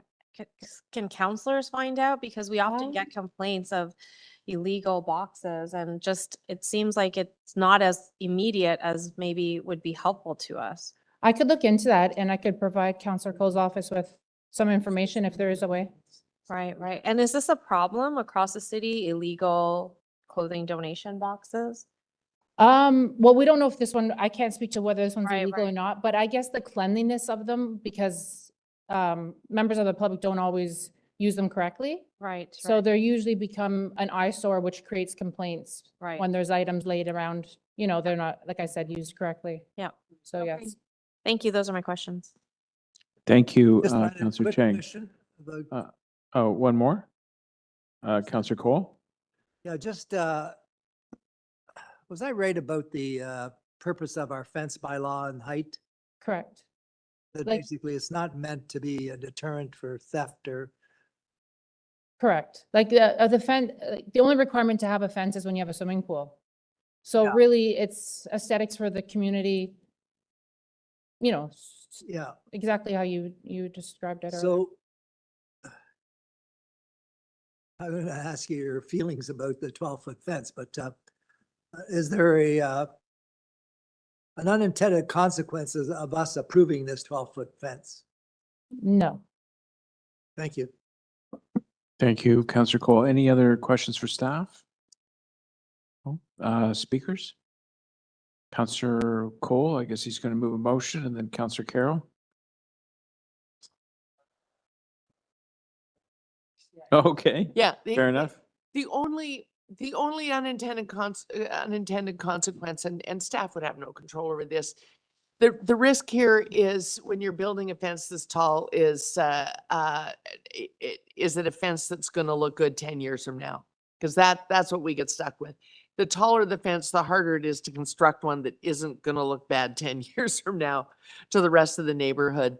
But to me, the location of this property is such that we can address the drop box by holding the private property owner responsible for the garbage on his site. And as soon as you do, they have a tendency to not want that drop box anymore. They're little revenue producers for people. They pay rent to have them there. But if we start showing up to drop a fine on them for all the illegal dumping going on in their property, the box disappears. But is this fence really at that point? Then it's a noise attenuation fence because this fence is really so close to the highway. So if the councillor wants to approve it, I would humor him based on the fact that it's not across the street from more houses that are going to have a big objection to it, but it really is going to have to be well constructed so that you don't end up with neighbor issues a few years down the road. Thank you. Those are my comments. Thank you, Councillor Carroll. Councillor Cole? Yeah, I'm going to move that the exemption be allowed, but that it be allowed at 10 feet. As Councillor Carroll said, the concern is the higher the fence is, the more likely they are to, with severe weather conditions, soil conditions, the 12-foot fence would be much more challenging, not in the first couple of years, but if you go 10 years down the road. So I'm going to move to allow the fence at 10 feet in height. Okay, so let's put the amended recommendations on the screen. Or whatever that is in meters.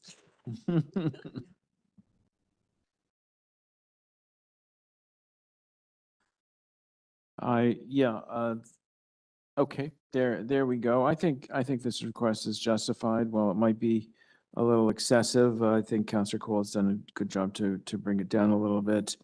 I don't know what the saying is exactly, but big fences make for good neighbors.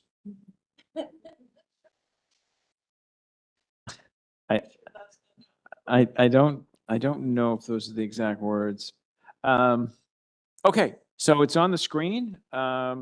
Moved by Councillor Cole. All those in favor? Opposed? That is carried. Item was amended, or that's the amendment? Okay, that is the staff amendment. Okay, we're on to item 8, 369 Soudan Avenue. I'm sorry, that is deferred. I thought we deferred Hydro 1.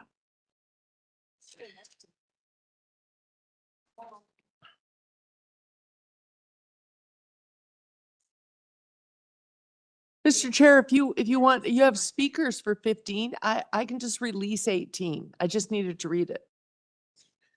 Okay, so we'll take a quick release.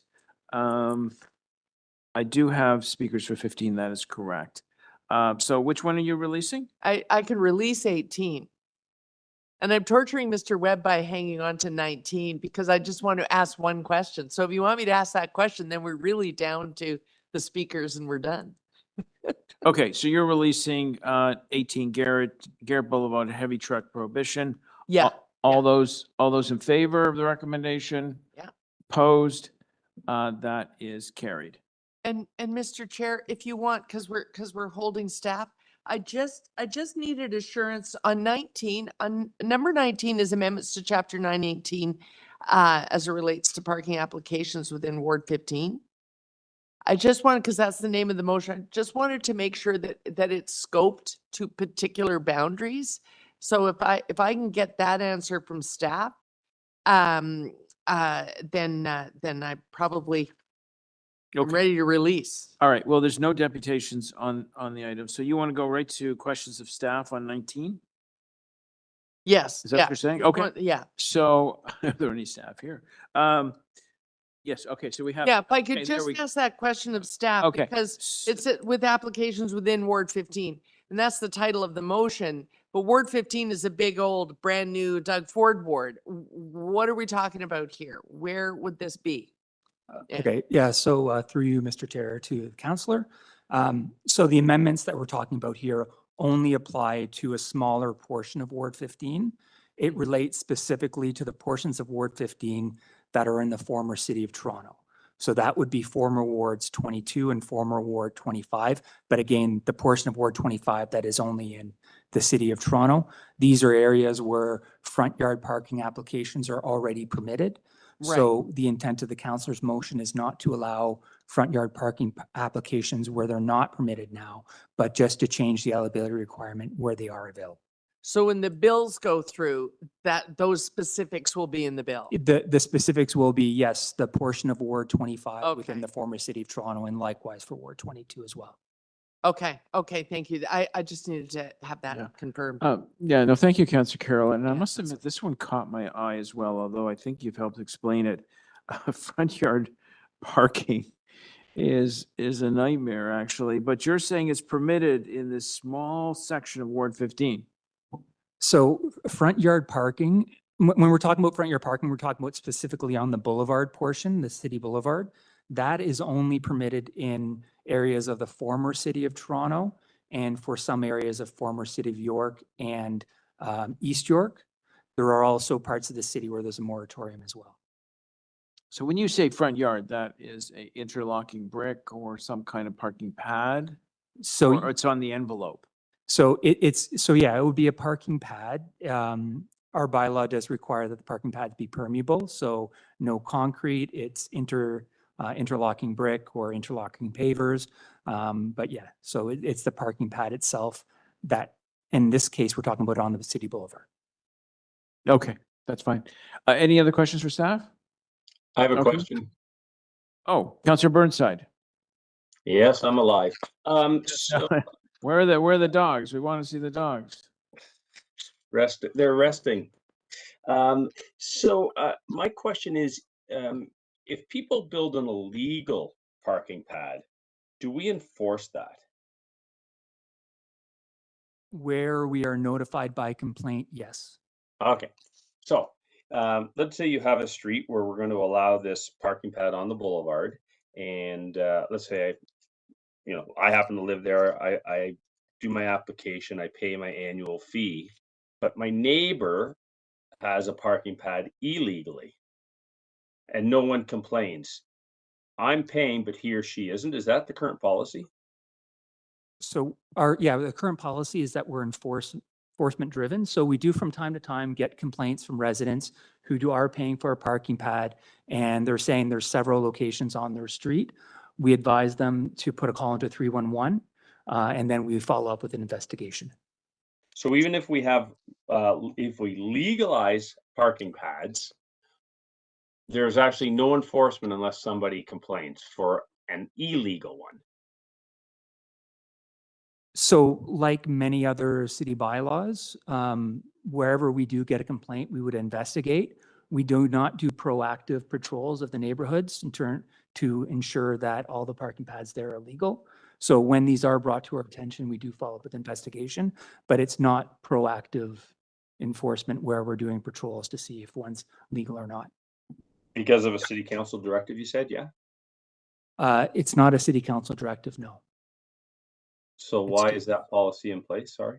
We simply don't have the resources to actively patrol neighborhoods to look at all the potential parking pads there.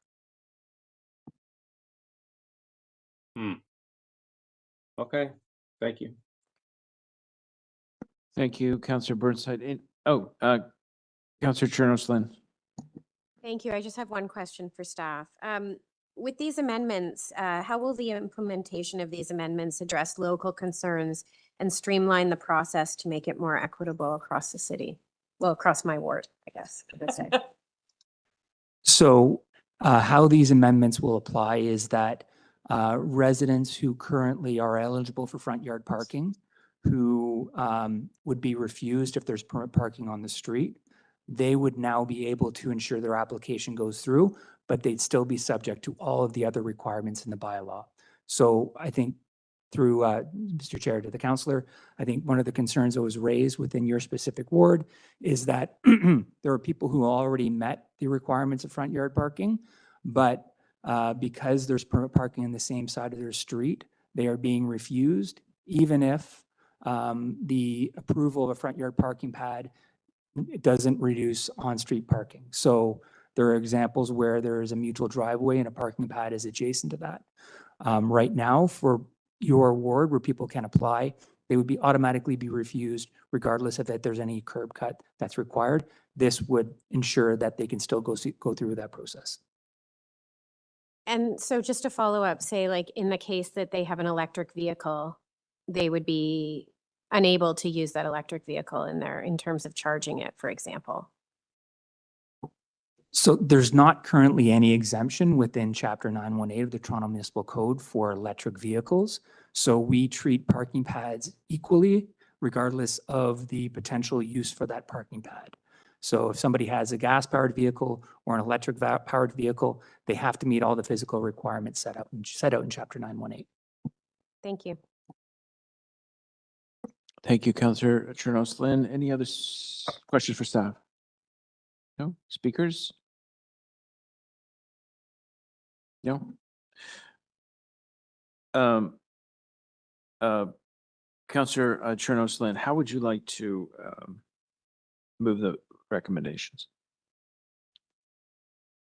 So I'd like to move the recommendations as is, and I would just note that staff helped create these recommendations with us. Okay.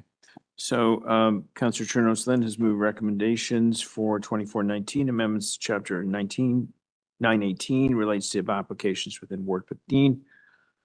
All those in favor? Opposed? That is carried. Last item of the day is 2415 Lawrence Park Transportation Plan. I have two deputants, Gray Taylor.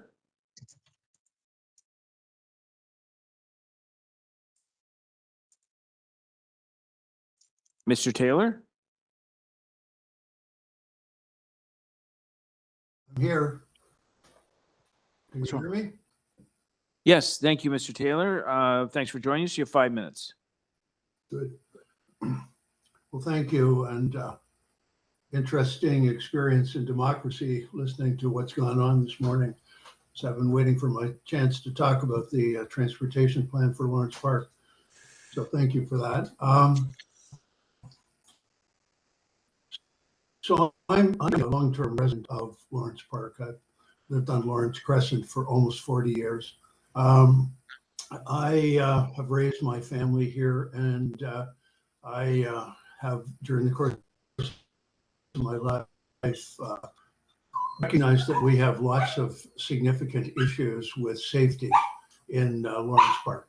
So I was pleased to see that we have this plan coming forward. And I don't object to the plan. I know that we have to protect the vulnerable users of the roads, pedestrians, and I'm here particularly to talk about cycling.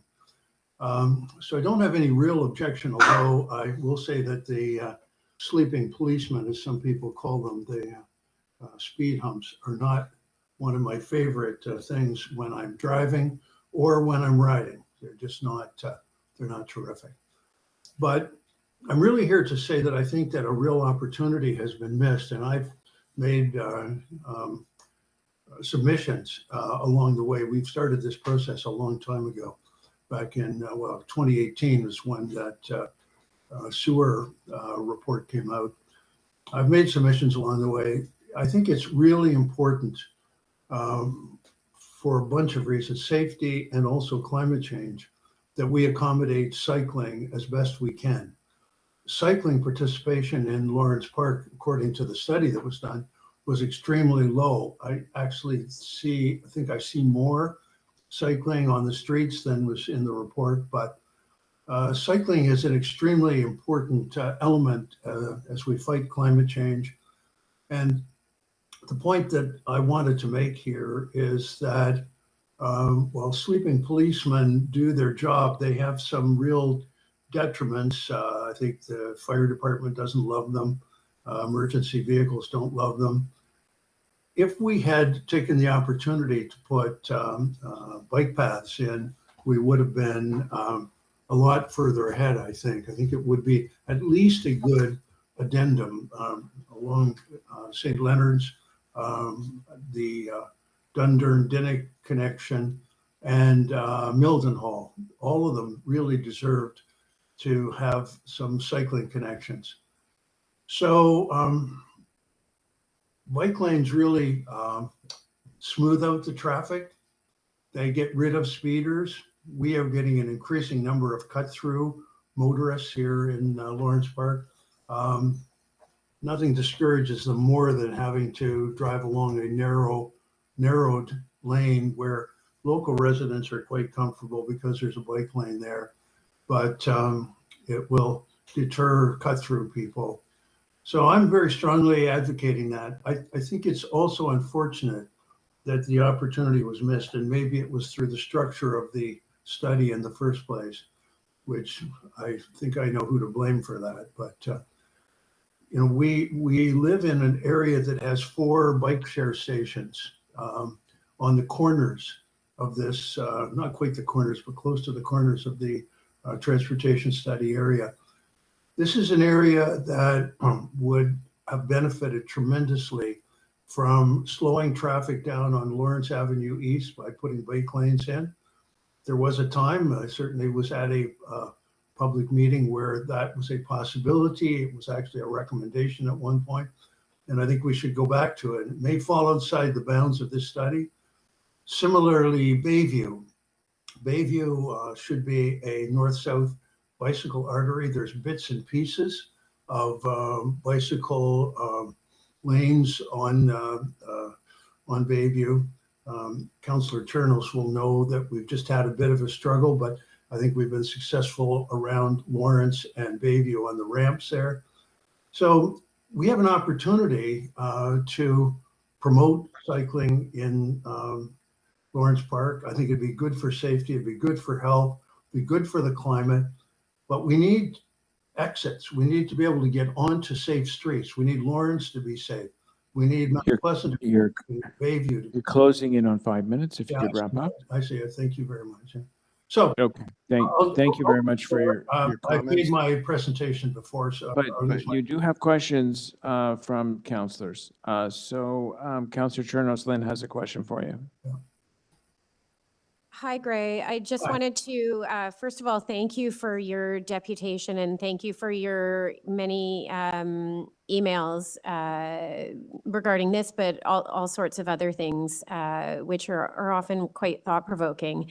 One of the questions I wanted to ask you is, you know, you've talked about, and it's interesting because my office, we actually were having a discussion yesterday about Lawrence Avenue and the center lane down the middle, and why was it built with a center lane down the middle as opposed to space on either sidewalk side? Because the buses come so close to the sidewalk there that it is a little nerve-wracking walking on the sidewalk along there. So we actually, our office is talking about this, and you know, so we are thinking about the future down the road. But you raise an important issue around the cycling infrastructure in Lawrence Park. One of the things I notice is that we have better cycling infrastructure in the south end of the ward, less so at the north end of the ward. And one thing you didn't talk about, and I wonder if you could just maybe give me your perspective, is how do you get to the cycling in Sunnybrook from where you live? Like, we have this amazing ravine for cycling, but we don't really have access. I'm not sure if there's like a good access point to that you would get to from your neighborhood. And I just wondered about your thoughts on that. Well, thank you, Councillor Chernos. By the way, I'm delighted that you're with us. And Councillor Burnside might know a little bit about the history of Lawrence Avenue East, actually, I think. But so just on the Sunnybrook question, I live on Lawrence Crescent, right beside Mount Pleasant.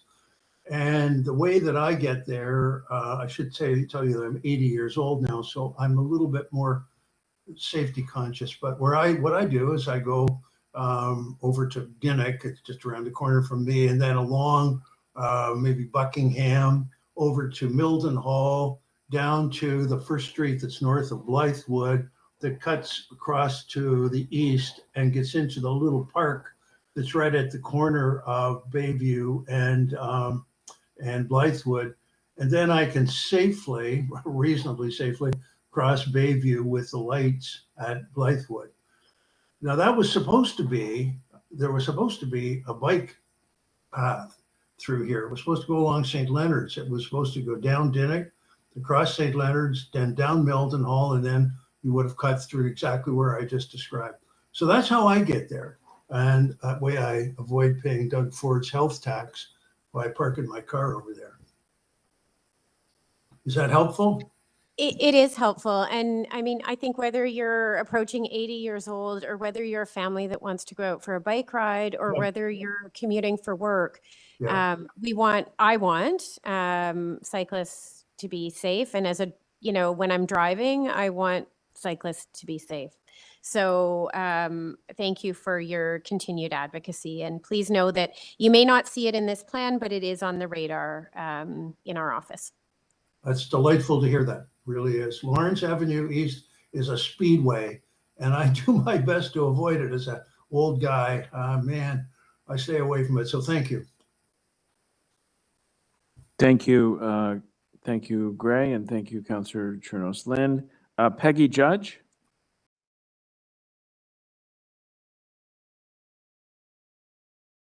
Great. Thank you for joining us. Hi. So I was really happy to hear about that because yeah, where do you cycle around in Toronto, especially from where I live there? So for context here, I live halfway between Blythewood and Lawrence, halfway between, sorry, kind of north, south, east, west, right? Halfway between Mount Pleasant and Bayview. So right in the middle, very close to where one speed bump is being proposed on St. Leonard's Crescent. So my concerns here are, how do I easily get in and out of my neighborhood with this proposed bumpity bump? And frankly, for where I live in, it's very quiet. I don't really understand what went on with a study that said there were so many cars and such speed that we need to have the speed bump. I just don't see it. There are other issues, but speeding cars, not really. One of my neighbors did say they come whipping up Dawlish, so from Bayview, Dawlish, and that would be right around my house. I noticed there's no stop sign there. I always kind of wondered why, when you're essentially at a dead end, there isn't a stop sign. So I'm kind of here to make an appeal for taking a little step back of what's our goal there and how do we safely achieve it. And my concern is that we've got these, you have speed bumps, that's jarring for people. There's stop and go, there's noise, there's pollution, all sorts of maybe negative things are going to come out of that. So are there other options? And Lawrence Park, very respectful if a lot of the cars are people from Lawrence Park. And something that somebody suggested to me was we have the for lack of better, the signs displaying how fast you're going, but we just have them in Toronto with yellow and it's flashing or it's not, if you clue in what flashing or not means. But in other places, they have, you slow down to below the speed limit, it turns green, gives you a big happy face, thank you for slowing down. Sometimes it'll tell you the speed limit. So those are reminders to people. So assuming that people aren't flagrantly barreling through a residential neighborhood, but they're just kind of forgetting in the rush of wanting to get home that maybe they're going a little too quickly. Take sort of a kinder, gentler approach to trying to achieve what we're trying to achieve, which is to slow people down so people's lives aren't in danger. Oh, thank you. Thank you for your comments. Any questions for the deputant? Councillor Chernos-Lynn? Thank you for coming, Peggy, and sharing your thoughts. I just wondered specifically, what are the intersections you're referring to that you think should have stop signs, just so that we know sort of for future pieces? The one that just relates to where I am is if you are westbound on Dawlish from Bayview, and you come to that intersection where Fidelia goes to the south and St. Leonard's Crescent goes to the north, there's no stop sign there. That's right where I live. I don't know that I necessarily observe that people are barreling through there, but I'd rather see that than a speed bump halfway between Dawlish and St. Leonard's Avenue. And it concerns me a little bit that I don't hear cars out there. And if now they're going to be slowing down and speeding up and clattering over with bad shocks or whatever over the speed bump, that it's actually going to become annoying where it's not now. Okay, thank you. Thanks for coming today. Thank you, Councillor Chernos-Lynn. Any other questions for the deputant? No? Okay. Thank you very much for your comments. Questions for staff? Councillor Carroll? Yes, we were just talking about this earlier on the longest 5 minutes ever. I'm wondering about speed humps versus bumps. What are our current guidelines? What are we going to be constructing here? Like one of them on St. Leonard's is going to have 21 different humps between where it starts at Weyburn all the way through to Bayview. And I get that people shortcut through there and have for many years. But what are we doing to mitigate vehicle noise with these? Thank you for the question. What we're going to be building is our latest speed hump standard. So first, your question about what is a hump versus what is a bump? Yeah. I'm sure over time those words have been used interchangeably, but the way we are using them now is that a speed bump is a rubber thing that gets screwed into the road that's quite short. Well, and they are tall, going to be those and rubber things. no. I'm saying that's what we use the word bump for. The word Oh, bump okay. is those rubber mounted, and we restrict that use almost exclusively to laneways. What we build on roads is what we call speed humps, and that's where it's made of asphalt and integrated with the road, and is a parabola. And the standard for that parabola, its width and height, was reviewed in September of 2024 and has now been adopted as a new standard of 75 millimeters in the middle and a 4-meter span. And that curve was decided in consultation with the emergency services, who did have feedback on our previous standard. So I know people's experience of going over speed humps, those asphalt lumps in the road, varies depending where in the city they are because of the age of the speed humps, and some of the older ones were a little taller, and that would have been a bumpier ride. Yeah. But what would be happening here would be our latest standard adopted as of September 2024. That's over 4 meters, you'd be raising 75 millimeters and back down again. Okay. And if we, rather than surgically go through this thing today, if we adopt what is in general the transportation plan, and there is, a standout, maybe we don't want 21 from here to here. If we adopt today, we're adopting the overall plan and the work you've done, but if there's some refinement that the councillor wanted to do, would you still be able to incorporate that before implementing? I'm afraid it would need an amendment of this item because now our speed hump reports come with the drawings of where they would go because we want that to be transparent from the outset. So unfortunately, we wouldn't.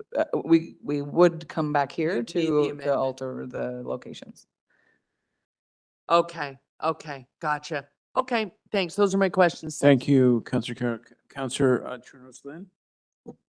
Thank you. I do have some questions for staff.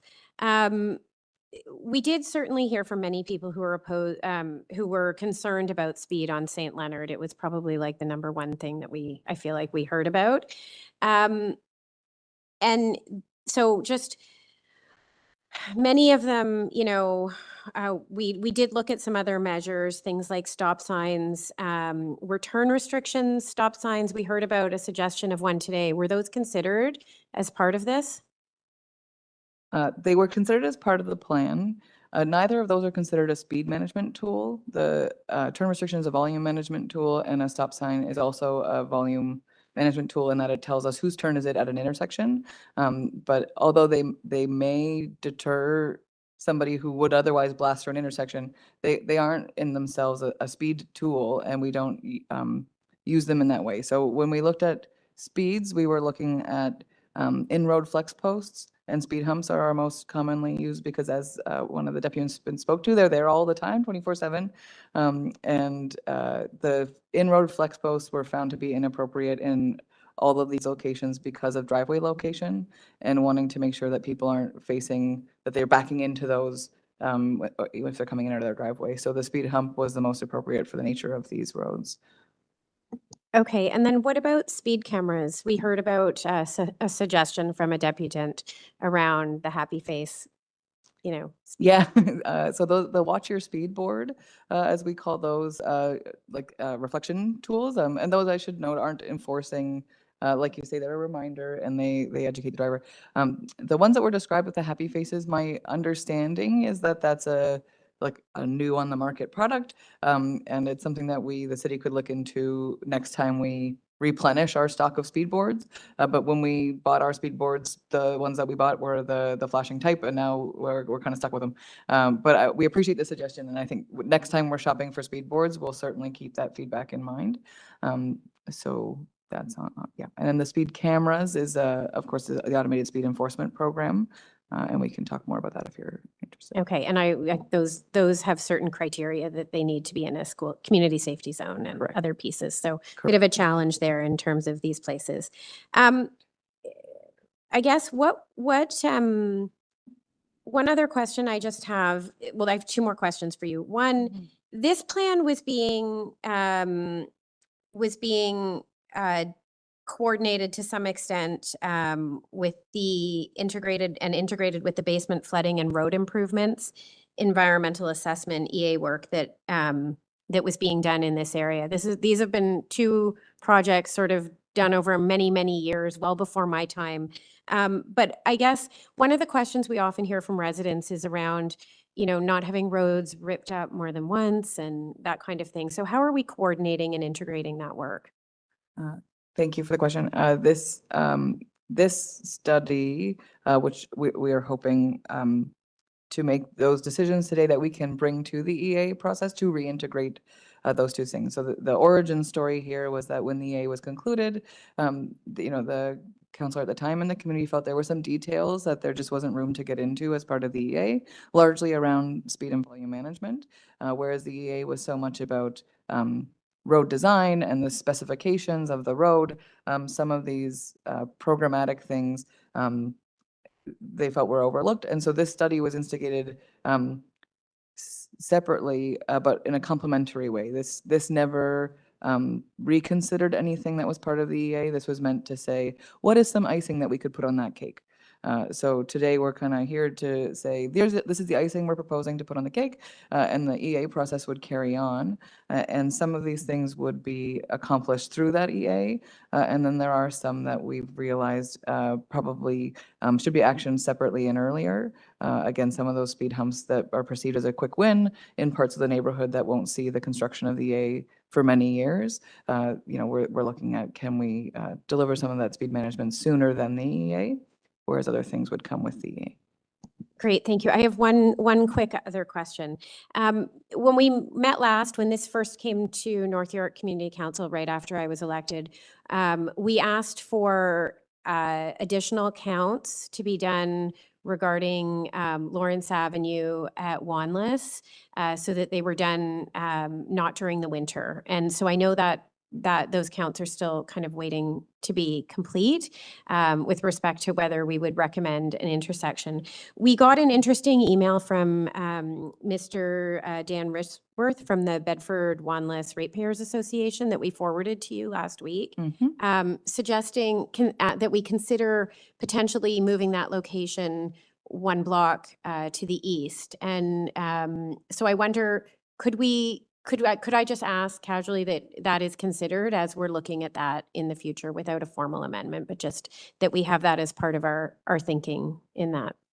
Absolutely. Thank you for reminding me of that email. And I had the same thought, which was we will be coming back with a standalone report about the Wanless Lawrence intersection and those counts that we've asked that be done before the school year is over. If I'm not mistaken, they're being done this week or were done last week. But when we bring those options forward, we can look at those pedestrians who today are crossing over there, but there's this pedestrian line, what are the options? That's definitely something that we can consider, and we'll acknowledge all the options in the report when we bring that. Okay, great. I'm always happy to talk to you offline about that. We actually looked at it on Google Street View last night and did some thinking about that. So it made us think. Thank you very much. Those are my questions for staff. I do want to make a few comments on this item though. Okay, we're going to get to speakers in a second. Any more questions for staff? Well, that was quick. Speakers. Councillor Chernoslin. Thank you, Chair.